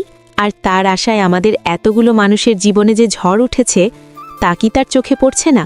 সাগর রেডি হয়ে বেরিয়ে অর্ণবকে টেবিলে দেখে নাস্তা না করেই বেরিয়ে যেতে নিলে অর্ণব ডেকে খেয়ে যেতে বলল। দেরি হয়েছে বলে সাগর বেরিয়ে গেল। আজ প্রথম ছেলেটা খালি মুখে বাড়ি থেকে বেরিয়ে গেল। অর্ণব খাওয়া শেষে সেখানেই বসে ফোন টিপছে। তার জন্য এতগুলো মানুষ খাবার খেতে আসে না, সেদিকে তার কোনো চিন্তা নেই। আকাশ সামিয়াকে নিয়ে বেরিয়ে পড়লে তাড়াতাড়ি ওদের খাবারটা বক্স করে সাথে দিয়ে এসেছি, গাড়িতে খেয়ে নেবে বলে। লিজাও ওর রুমে। লিজাকে নাস্তা ওর রুমে দিয়ে মেহমেদকে নিয়ে নিজের ঘরে গিয়ে বসে আছি। মেহমেদ বিছানায় বসে খেলছে, আমি পাশে বসে আছি। হঠাৎ মুখের সামনে খাবার দেখে সামনে তাকালাম। সৌরভ, আপনি এখানে কখন এলেন? যখন তুমি ভাবনার রাজ্যে হারিয়ে গিয়েছিলে। এখানে কেন এসেছেন? তোমাকে ভাবনার রাজ্য থেকে বাইরে আনতে। সবার খাওয়ার চিন্তা আছে, সবার খেয়াল রাখছ। নিজের প্রতি এত অবহেলা কেন? নাও, খেয়ে নাও। আমি যার জন্য না খেয়ে বসে আছো সে কি তোমার খবর নেবে জীবনে? আমি ওনার জন্য না খেয়ে বসে থাকিনি। ওনার থাকায় না থাকায় আমার কিচ্ছু আসে যায় না। ওনার সাথে আমার কোনো সম্পর্কই নেই। ওনার সাথে যে সম্পর্ক ছিল তা উনি নিজে ভেঙে চলে গেছেন। ওনার জন্য আমার জীবনে কোনো জায়গা নেই। মুখে যা বলছো মনকে কেন সেটা বোঝাচ্ছ না? কেন এমন একজন মানুষের জন্য মন খারাপ করছো যে তোমার মনের খবর নেওয়ার প্রয়োজন বোধ করে না? কেন এত সহজে দুর্বল হয়ে পড়ছো? সারা জীবন যেভাবে শক্ত থেকে সব পরিস্থিতি মোকাবেলা করেছো, তেমন শক্ত হয়ে এই পরিস্থিতির মোকাবেলা করো। আর কত পরীক্ষা দিতে হবে আমাকে? আমি যে আর পারছি না, আমি খুব ক্লান্ত। আমি নতুন করে কাউকে হারাতে চাই না। আমার সাজানো সংসারটাতে আবারও যেন ভাঙন নেমে না আসে। আমার ছেলে মেয়েগুলো সেই ছোট বয়স থেকে অনেক কষ্ট সহ্য করেছে। এতদিনে ওদের জীবনে সুখ এসেছে, আবার নতুন করে কোনো কষ্ট ওরা সহ্য করতে পারবে না। সব ঠিক হয়ে যাবে, তুমি এত ভেঙে পড়ো না। আচ্ছা, একটা কথা, তোমার যদি আমার শার্ট ধুয়ে দেওয়ার ইচ্ছে থাকে তাহলে নর্মাল পানি দিয়ে ধুয়ে দিও, এভাবে চোখের পানি দিয়ে না। সৌরভের কথায় হুঁশ হলো। আমি এতক্ষণ তাকে জড়িয়ে ধরে কাঁদছিলাম। নিজেকে সামলে কয়েক পা পিছনে যেতেই সৌরভ আমার হাত ধরে বিছানায় বসিয়ে নিজে হাঁটু গেড়ে আমার সামনে বসল। এত বছরে এমনটা আগে হয়নি। লজ্জা না সংকট জানি না, তবে সৌরভের দিকে পাকাতে পারছিলাম না। আমার মন অন্যদিকে ঘোরানোর জন্যেই ও কথাটা বলেছে তা বুঝতে পারছি। মনিরা, যা হয়েছে বা হচ্ছে তাতে তোমার কোনো দোষ নেই। নিজেকে দোষারোপ করা বন্ধ করো। তোমার মন যা বলে সেটা শোনো। কে কি বলল বা ভাবল তা নিয়ে চিন্তা করো না। অর্ণব অনুতপ্ত হয়ে বা তার ভুল শুধরাতে এসেছে বলে আমার মনে হয় না। ও কেন ফিরে এসেছে তা আমি ঠিক বের করব। আর একটা কথা সবসময় মনে রাখবে, আমি সবসময় তোমার পাশে আছি। তোমার বা তোমার সাথে জড়িত কারো কোনো ক্ষতি আমি হতে দেব না। কাল রাতে সীমা যা বলেছে তার জন্য আমি সরি। ভুল কিছু বলেনি, সব কিছুর একটা সীমা থাকে। আর কতকাল আপনি অপেক্ষা করবেন? এখনও সময় আছে। আমার সাথে নিজের জীবনটা জড়াবেন না। আমার জীবনের সাথে যে জড়িয়েছে শুধুই কষ্টই পেয়েছে। আপনাকেও কষ্ট ছাড়া কিছুই দিতে পারবো না আমি। প্লিজ সরে যান আমার জীবন থেকে। সরে যাওয়ার জন্য তোমাকে আমি ভালোবাসিনি। তোমার কাছ থেকে দূরে থেকে কষ্ট পাওয়ার চেয়ে বরং তোমার পাশে থেকেই কষ্ট পাই। তুমি আমার জীবনে থাকলে আমি সারা জীবন কষ্ট পেতেও রাজি। আর যেখানে অপেক্ষার কথা, আমি মৃত্যুর আগ পর্যন্ত তোমার অপেক্ষায় থাকব।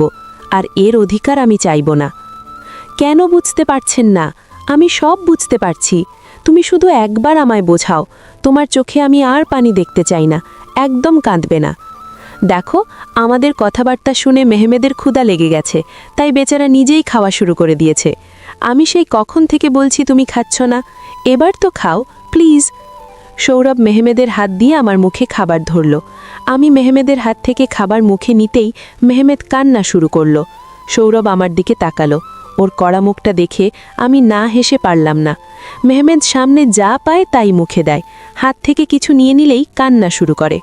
মাঝে মাঝে মনে হয় এই মানুষটার কাছে কোনো জাদুর কাঠি আছে, যা ঘুরিয়েই মুহূর্তে সব ঠিক করে দেয়। সন্ধ্যার পর সাগর উঠানের কোণে বসে ল্যাপটপে কাজ করছে, পাশে বসে মেহমেদ খেলছে।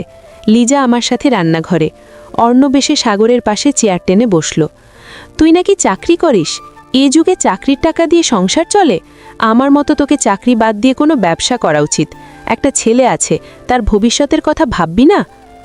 আমার চাকরির টাকায় আমার সংসার ভালোই চলছে। টাকার পিছনে ছুটতে গিয়ে সম্পর্কগুলোকে নষ্ট করতে চাই না।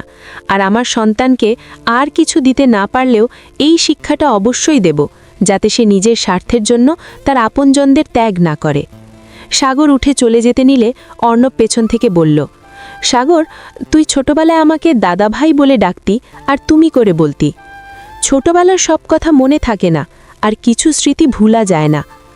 রাতে খাবার টেবিলে সাগরকে খাবার দিচ্ছি, এমন সময় অর্ণব এসে খেতে বসল। সাগর চুপচাপ খাচ্ছে। সাগর, আমি ভাবছি আমি আর কাতার যাব না, এখানেই থাকব। তুই কি বলিস?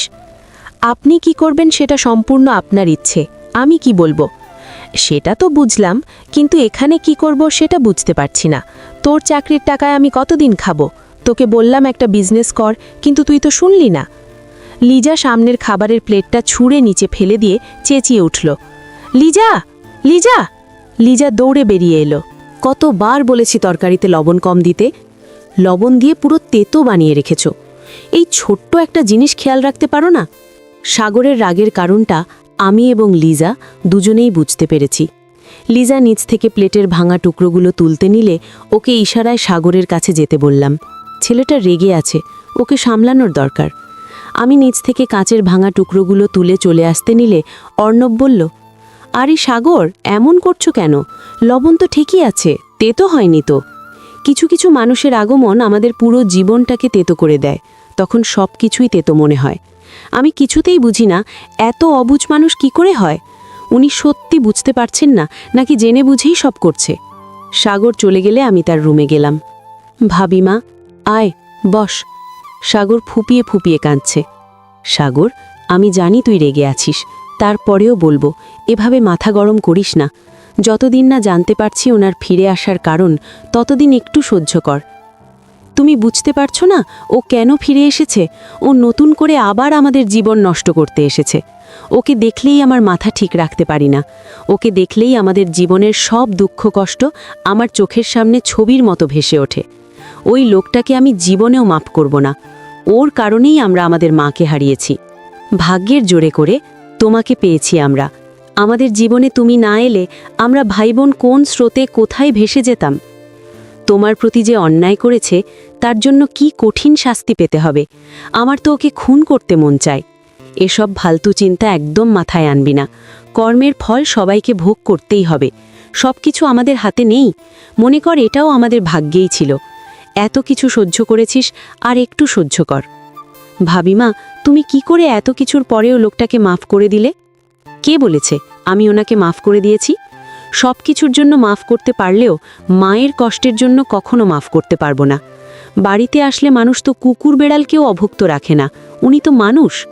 অনেক রাত হয়েছে, মেহমেদ ঘুমিয়ে গেছে। যা, ওকে নিয়ে যা। ওপরের ঘরটাতে আগে থেকেই দম আটকানো লাগতো, এখন এই বাড়িটাতেও কেমন যেন দম বন্ধ হয়ে আসে।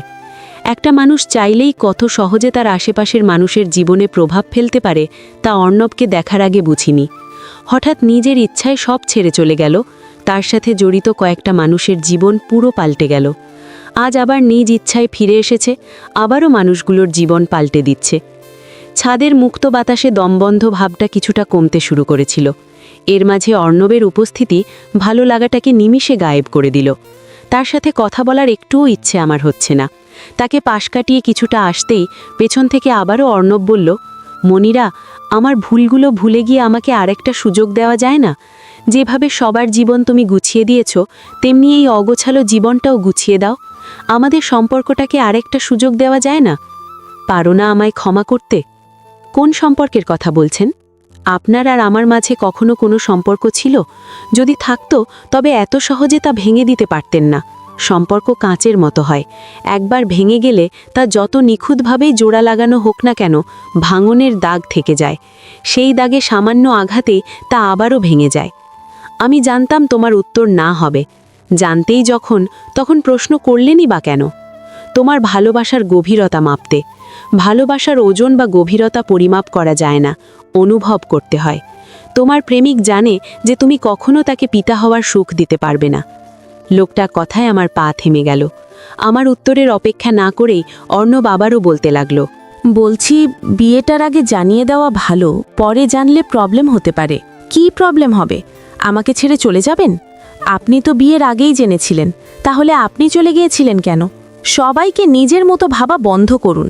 আর হ্যাঁ, সৌরভ আমার প্রেমিক না, আমার হবু স্বামী। তার মানে বিয়েটা করছো? যাক, তোমার বিয়েটা খেয়ে কাতার ফিরবো ভাবছি। অনেক দিন বাংলাদেশের বিয়ে খাইনি। একটা বিষয় খেয়াল করেছ?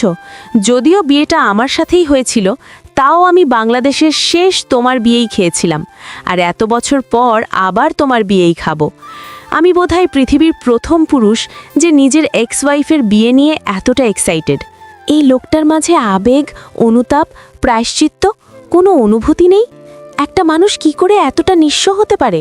আপনি কতটা নিঃস্বতা জানতাম, কিন্তু এতটা মনুষ্যত্বহীন তা জানতাম না। আপনার লজ্জা করে না এসব বলতে? এত কিছুর পরেও আপনার মনে কোনো অনুতাপ, কোনো আক্ষেপ, কোনো অনুশোচনা নেই? কি করে পারেন এতটা স্বার্থপর হতে? একটা কথা বলুন তো, দিন শেষে আপনি আপনার সাথে চোখ মেলাতে পারেন? ফোনের স্ক্রিনে সৌরভের নাম বারবার ফ্ল্যাশ করছে। ইচ্ছে করে ফোন ধরছি না, শত চেষ্টা করেও ওর কাছ থেকে কিছু লুকাতে পারি না। ও ঠিক জেনে নেবে আমার মনের অস্থিরতা। আজ সকাল থেকে অর্ণবকে দেখা যাচ্ছে না। সাগর নাস্তা করে বেরিয়ে গেছে। লিজা মেহমেদকে নিয়ে ওর বাবার বাসায় গেছে। দুপুরের পর অর্ণব আসলো। আমি বারান্দায় বসে কিছু করছিলাম। অর্ণব উঠানের মাঝি দাঁড়িয়ে চারদিক ঘুরে ঘুরে কি যেন দেখছে। আমি তাকে দেখেও এড়িয়ে নিজের কাজ করছি। অর্ণব আমার সামনে এসে দাঁড়ালো। জানো, আজকের বাজারে এই বাড়িটার মূল্য কত? প্রায় কোটি টাকা। তোমরা কেন যে এরকম একটা আদিকালের বাড়িতে পড়ে আছো বুঝি না। এই ভাঙাচোরা বাড়িটা বিক্রি করে ভালো একটা জায়গায় বাড়ি করতে পারো তো। ভাবলাম গত রাতের পর হয়তো লোকটার মাঝে একটু হলেও অনুতাপ দেখা যাবে, কিন্তু আমি ভুল ভেবেছিলাম। কি ব্যাপার, কিছু বলছো না কেন? তুমি সাগরের সাথে কথা বলো। আমার কাছে খুব ভালো একটা ডিল আছে। আমি এই বাড়ি 1 কোটি টাকায় বিক্রি করে দিতে পারবো। আপনি ঠিক বলেছেন, এই বাড়ির দাম কোটি টাকা, কিন্তু সেটা আপনার কাছে। আমার কাছে এই বাড়িটা অমূল্য। দুনিয়ার সব টাকার বিনিময়েও এই বাড়ি বিক্রি হবে না। একই রকম বাড়ি চাইলে এর চেয়ে ভালো কোনো জায়গাতেও তো বানাতে পারো। আপনার কি মনে হয় শুধু ইট দিয়ে দেয়াল, মেঝে, ছাদ দাঁড় করালেই সেটা বাড়ি হয়ে যায়? একটা বাড়ি তখনই নিরাপদ, শান্তির আবাসস্থল হয় যখন সেখানে বসবাস করা মানুষগুলোর মায়া, ভালোবাসা, ছোট ছোট দুষ্টুমি মিষ্টি স্মৃতিগুলো সেটাকে বসবাসের যোগ্য বানায়। তার আগ পর্যন্ত কোনো ইট পাথর বাড়ি হয় না। দেখো, আবেগ দিয়ে দুনিয়া চলে না। তাহলে কি দিয়ে চলে? ধোকা আর বেইমানি দিয়ে, নাকি স্বার্থপর হয়ে আপনার মতো? আপনি নিজের ভালো ছাড়া আর কারো কথা চিন্তা করেন না, তাই না? এই বাড়ির প্রতিটা দেয়াল, ছাদ, মেঝে এই বাড়ির মানুষগুলোর সাথে ঘটে যাওয়া ঘটনার সাক্ষী। এই বাড়ির প্রতিটা দেয়াল সাক্ষী একটা মায়ের, যার জীবন আগে থেকেই অনেক কিছু কেড়ে নিয়েছে তাকে সমাজের চোখে হাসির পাত্রী বানানোর। প্রতিটা ছাদ সাক্ষী একটা মেয়ের, যার জীবন আগে থেকেই অনেক কিছু কেড়ে নিয়েছে। সেই সাক্ষী শৈশবে পিতৃহারা দুটো ছেলে মেয়ের সব হাসি আনন্দ কেড়ে নেবার। যে সময়টায় তাদের হেসে খেলে কাটানোর কথা, সেই সময়টায় তাদের কঠিন বাস্তবতার শিকার হতে হয়েছে। আর এই সব কিছুর জন্য দায়ী আপনি। নিজের স্বপ্ন পূরণ করতে চাওয়া কি অন্যায়? নিজের জীবনকে সুন্দর করে সাজাতে চাওয়া অপরাধ? নিজের স্বপ্ন পূরণ করা অন্যায় না, তবে নিজের স্বপ্ন পূরণ করতে গিয়ে অপরের স্বপ্ন ভাঙা অপরাধ। তুমি শুধু শুধু আমাকে দোষারোপ করছো। আমি কি এমন করেছি? আপনি কিছুই করেননি। আপনার জন্ম দেওয়া মায়ের সব দায়িত্ব পালন করা, মায়ের সব অধিকার ছিনিয়ে নিয়ে তাকে পথে বসিয়ে চলে গিয়েছিলেন। জীবনে যাকে কোনো পুরুষ স্পর্শ করেনি তার চরিত্রে প্রশ্ন তুলে পালিয়ে গিয়েছিলেন। বাবাহারা দুটো বাচ্চা যারা আপনার কাছ থেকে পিতার দায়িত্ব আশা করেছিল, তাদের অনিশ্চিত ভবিষ্যতের মুখে ফেলে দিয়ে রাতের আধারে নিজের স্বপ্ন পূরণে পাড়ি দিয়েছিলেন। আপনি কিছুই করেননি। আমি কাকে কি বলছি? আপনার মাঝে তো কোনো আবেগই নেই। আপনি তো বাস্তববাদী মানুষ। আপনার মতো স্বার্থপর লোক শুধু নিজের কথা ভাবতে পারে, নিজের ছাড়া তারা কারো কথা ভাবে না। তো মিস্টার বাস্তববাদী, আপনার স্বপ্ন পূরণ হয়েছে? চুপ করে আছেন কেন? এত বছরে নিশ্চয়ই আপনার স্বপ্ন পূরণ হয়ে গেছে, নিশ্চয়ই আপনার সফলতার চমক দেখাতে ফিরে এসেছেন, তাই না? অর্ণব চুপ। আপনি কোনো সম্পর্ক ঠিক করতে বা আপনার ভুল শুধরাতে তো আসেননি। যদি আসতেন তবে আপনার চোখে অনুশোচনা থাকতো। এই বাড়ির দাম শুনে লোভে আপনার চোখ দুটো চকচক করতো না। আপনি নিজেকে খুব চালাক ভাবেন, তাই না? আপনি কেন ফিরে এসেছেন তা আপনি না বললে আমরা জানতে পারবো না, এটাই ভেবেছিলেন? আপনি ভুল ভাবছেন, আমি সব জানি। এত অবাক হওয়ার কিছু নেই। আপনি তো ডিল করতে খুব পছন্দ করেন, তাই না? কিন্তু আপনি হয়তো জানেন না, সুখের কোনো ডিল হয় না। আপনি আমাদের ধোঁকা দিয়ে এই বাড়ি নিয়ে নিলেও আমার ছেলে মেয়ের জীবন থেকে সুখ কেড়ে নিতে পারবেন না। আমি তা হতে দেব না। আমার বাচ্চাগুলো জীবনে অনেক কষ্ট সহ্য করেছে, অনেক ঝড়ঝাপটা পার করে ওদের জীবনে সুখ এসেছে, তা আমি কিছুতেই নষ্ট হতে দেব না। এই বাড়ি চাইতে নিয়ে নিন, বিনিময়ে দোয়া করে আমাদের মুক্তি দিন। আপনার ছায়াও আমি আমাদের জীবনে চাই না। আপনার কাছ থেকে কোনো কিছুর আশা করি না। শুধু একটা প্রশ্নের উত্তর দিন, আপনার এভাবে চলে যাওয়ার সঠিক কারণটা কি ছিল? শুধুই কি বিলাসবহুল জীবনের আশায়, নাকি এমন কিছু ছিল যা সবার দৃষ্টির অগোচরে রয়ে গেছে? কি জানতে চাও আমি কেন গিয়েছিলাম? হ্যাঁ, ঠিক আছে, বলছি। আমি চলে গিয়েছিলাম, আমি আমার নিজের মতো করে বাঁচতে চেয়েছিলাম। বাবার মতো সারাটা জীবন কাপড়ের দোকানের ভেতর থেকে কাটাতে চাইনি নিজের ইচ্ছা স্বপ্ন বিসর্জন দিয়ে ধুকে ধুকে বাঁচতে। এখানে থাকলে আমার স্বপ্নগুলো কাপড়ের ভাঁজে চাপা পড়ে থাকতো, তাই চলে গিয়েছিলাম। জীবনে ভালো থাকতে হলে টাকা লাগে, টাকা থাকলে সব কেনা যায়।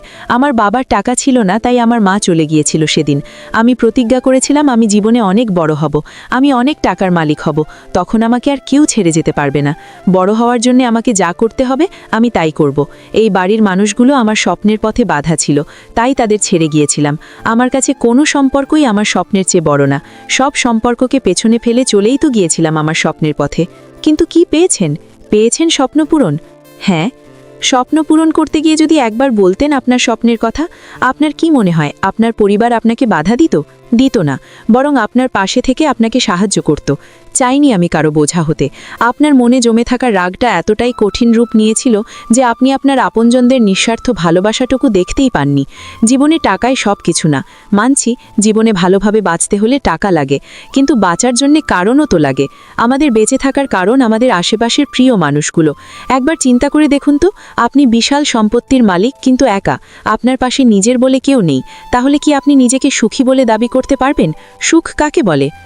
নিজের যা আছে তা নিয়ে সন্তুষ্ট থাকার নামই সুখ। আমাদের ভাগ্যে যা আছে আমরা তার বেশি শত চেষ্টা করলেও পাবো না। একটু ভুল জীবন থেকে অনেক কিছুই কেড়ে নেয়। অনেক বছর আগে কিছু সম্পর্ক পেছনে ফেলে পালিয়ে গিয়েছিলেন, যার পরিণতি আজ আপনার সামনে।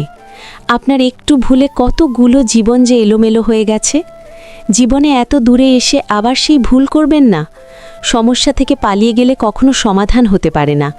একটা ভুল করে সেই জীবনটা নষ্ট করবেন না, যেটা এখানেই শুরু হয়নি। অর্ণব চুপচাপ আমার কথাগুলো শুনল, তারপর নিজের রুমে গিয়ে দরজা বন্ধ করে দিল। সারা রাত অর্ণবের রুমের দরজা বন্ধ ছিল। পরদিন সকালে দরজায় নক করলাম, কিন্তু কোনো সাড়া শব্দ নেই। দরজায় ধাক্কা দিতেই খুলে গেল। ভেতরে ঢুকে দেখি অর্ণব নেই। ফ্যান চলছে, ফ্যানের বাতাসে কতগুলো কাগজ সারা রুমে ছড়িয়ে ছিটিয়ে আছে। ফ্যানটা বন্ধ করে কাগজগুলো কুড়িয়ে নিয়ে টেবিলে রাখতে গিয়ে দেখি একটা কাগজ অর্ণবের লেখা চিঠি। ঠিক এমন একটা চিঠি বহু বছর আগে পেয়েছিলাম। সেই চিঠির প্রতিটা কথার এখনও মনে আছে আমার, আর লেখাটাও চিনতে একটু কষ্ট হয়নি। মানুষটা আবারও পালিয়ে গেছে, কিন্তু কেন যেন এবার মানুষটার পালানোতে আগেরবারের মতো কোনো কষ্ট হচ্ছে না, বরং ভালো লাগছে। চিঠিটা রেখে কুড়িয়ে নেওয়া কাগজগুলো গুছিয়ে রাখতে রাখতে মনে একটা কথাই চলছিল, যে মানুষটার জন্য টাকা উপার্জন করাই জীবনের মূল লক্ষ্য ছিল, সে আজ কোটি টাকা মূল্যের এই বাড়ির দলিল এভাবে ফেলে রেখে চলে গেল। সত্যি, সময় সব বাড়ে। জীবন থেকে আরও 5টা বছর চলে গেছে, তবে 5টা বছর যেন তাড়াতাড়ি শেষ হয়ে গেছে। কেউ ঠিকই বলেছে, ভালো সময় দ্রুত পার হয়ে যায়। অর্ণবের যাওয়ারও 5 বছর কেটে গেছে। কোথায় আছে তা জানলেও কেমন আছে তা জানি না, জানার চেষ্টাও করিনি। সেই রাতে সৌরভ ফোন না পেয়ে বাসায় চলে আসে। অর্ণব সম্পর্কে খোঁজ নিয়ে যা জানতে পেরেছে সব আমাকে জানায়। অর্ণব কিছুদিনের মধ্যেই খুব ভালো কাজ পায় আর ভালো টাকাও কামায়। নিজের কিছু টাকা জমিয়ে নিজে ব্যবসা করতে চায়, তার জন্য কিছু লোকের কাছ থেকে টাকা ধার নেয়। কিছু সময়ের জন্য অর্ণবের ব্যবসা ভালোই চলছিল। যে লোকটা অর্ণবকে সেখানে নেওয়ার ব্যবস্থা করে সে অর্ণবের সাথে ব্যবসায় পার্টনার হয়। একসময় সেই লোকটা অনেক টাকা নিয়ে পালিয়ে যায়। যারা অর্ণবের কাছ থেকে টাকা পেত তারা টাকা চাইলে অর্ণব সময় নেয়, কিন্তু সময়ের পরেও পরিশোধ করতে পারে না। তখন পাওনাদাররা অর্ণবের বিরুদ্ধে মামলা করে। অর্ণব কিছুদিন লুকিয়ে থেকে সুযোগ বুঝে এখানে পালিয়ে আসে। ওখানে অর্ণবের স্ত্রীকে ওরা বিভিন্নভাবে টাকার জন্য হয়রানি করছে। অর্ণবের স্ত্রী 4 মাসের অন্তঃসত্ত্বা। প্রকৃতি বড় পাষাণ, সে তার প্রতিশোধ নিয়ে নেয় এক সময়। অর্ণব কারো বিশ্বাস ভেঙেছিল, আজ কেউ অর্ণবের বিশ্বাস ভেঙে ওকে পথে বসিয়ে চলে গেছে। প্রকৃতি যখন কিছু ফেরত দেয়, সুদ সমেত ফেরত দেয়। অর্ণব যা করেছে তাতে তাকে ক্ষমা করা যায় না, কিন্তু যাকে নিয়তি এত বড় শাস্তি আগে থেকেই দিয়ে রেখেছে তাকে নতুন করে আমি আর কি শাস্তি দেব?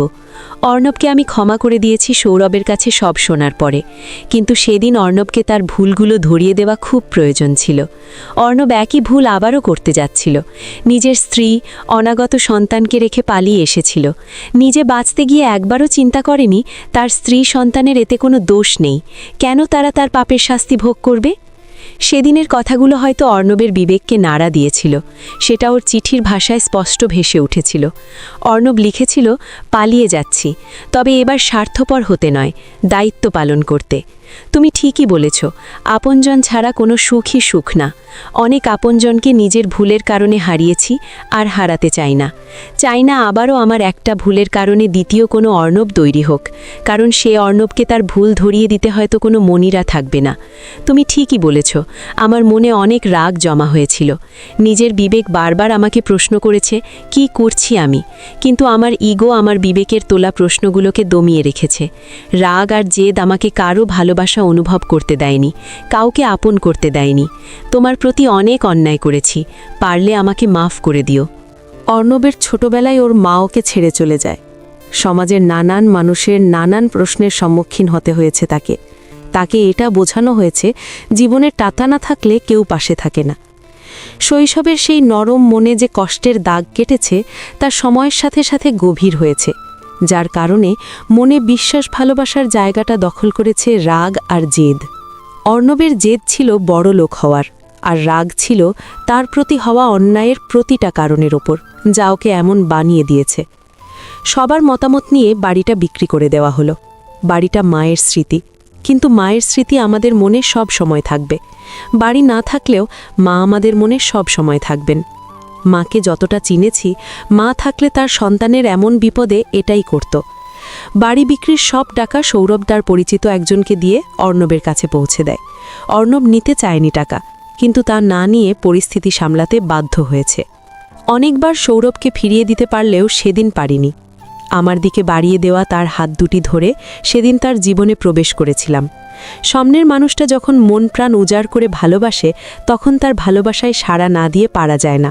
মনটা তার মনের কাছে বাঁধা পড়েই যায়। একেই হয়তো বলে ভালোবাসার শক্তি।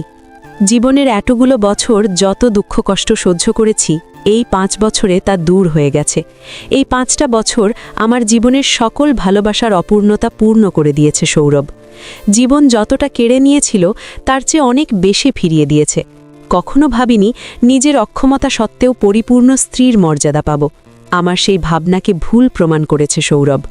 নিজেকে খুব ভাগ্যবতী মনে হয় যে এমন একজন মানুষ আমার জীবনে এসেছে। মা, এসে গেছে আমার লক্ষ্মী বাচ্চাটা। তুমি একা কেন? তোমার বাবা কোথায়? বাবা আইসক্রিম আনতে গেছে। কিন্তু তোমার যে আইসক্রিম খাওয়া নিষেধ, ঠান্ডা লেগে যাবে তো। মা, তুমি জানো না বাইরে এত গরম, তাই আইসক্রিম খেতেই হবে, নয়তো আমি গরমে একদম গলে যাব আইসক্রিমের মতো। এত গরম তাই না দুষ্টু? সব আইসক্রিম খাওয়ার বাহানা। মেহেদিম হেসে ওঠে। মা, তুমি কি স্কুলে পড়তে যাবে? আমার মতো স্কুলে পড়তে? না তো, তাহলে তুমি হোমওয়ার্ক করছো কেন? এটা হোমওয়ার্ক না, এটা হলো ডায়েরি, যেটাতে আমরা আমাদের মনের কথা লিখে রাখি। তাহলে আমিও লিখব মনের কথা, আমারও ডায়েরি চাই। ঠিক আছে, এই যে নাও, এটা তোমার ডায়েরি। এটাতে তুমি তোমার মনের যত কথা আছে লিখে রাখো। আচ্ছা, এক কাজ করি, তুমি তোমার মনের কথা বলো, আমি লিখে দিচ্ছি। Good idea. লেখো, আমি খুব ভালো ছেলে, আমি প্রতিদিন দুধ খাই, স্কুলে যাই, হোমওয়ার্ক করি। আর লেখো, আমি মাকে অনেক ভালোবাসি, বাবাকেও, আম্মুকেও, পাপাকেও। লিখেছি। নাও, দাঁড়াও, শেষ হয়নি, এবার নিচে আমার নাম লেখো। নাম কেন? নয়তো সবাই বুঝবে কি করে এটা আমার মনের কথা? তাই তো, ঠিক আছে, এই যে লিখলাম তোমার নাম, মেহেদিম। দেখো, হয়েছে? হ্যাঁ, ওই তো বাবা এসে পড়েছে। বাবা, বাবা, জানো আমি মায়ের সাথে মনের কথা লিখেছি ডায়েরিতে। মনের কথা? কি লিখেছি দেখি। কে? তোমার মনের কথা মায়ের কাছ থেকে জানবো? হ্যাঁ, আমার সময় নেই, তাড়াতাড়ি আইসক্রিম দাও।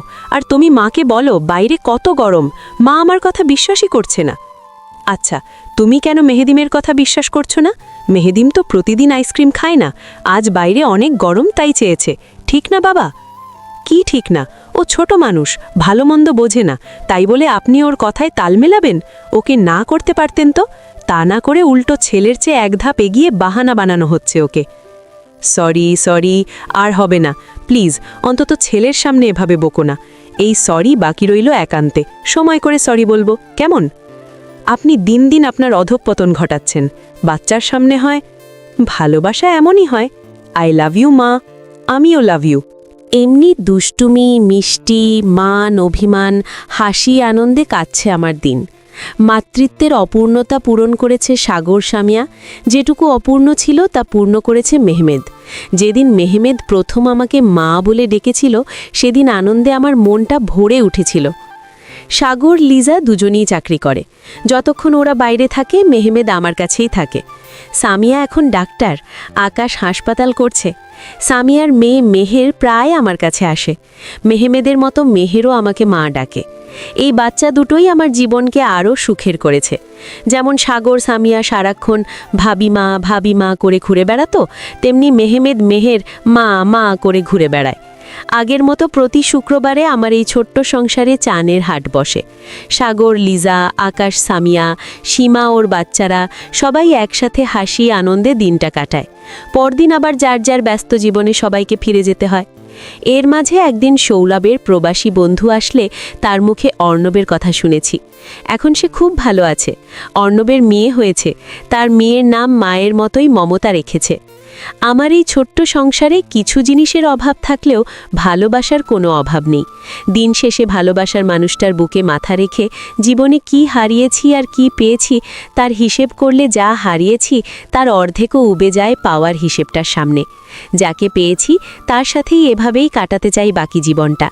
জীবনের কাছে এখন একটাই চাওয়া, শেষ নিঃশ্বাসটা যেন এই মানুষটার বুকে মাথা রেখেই ত্যাগ করতে পারি। সমাপ্ত। জানি না কেমন হয়েছে।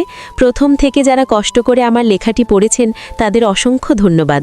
সবার মতামত আশা করছি।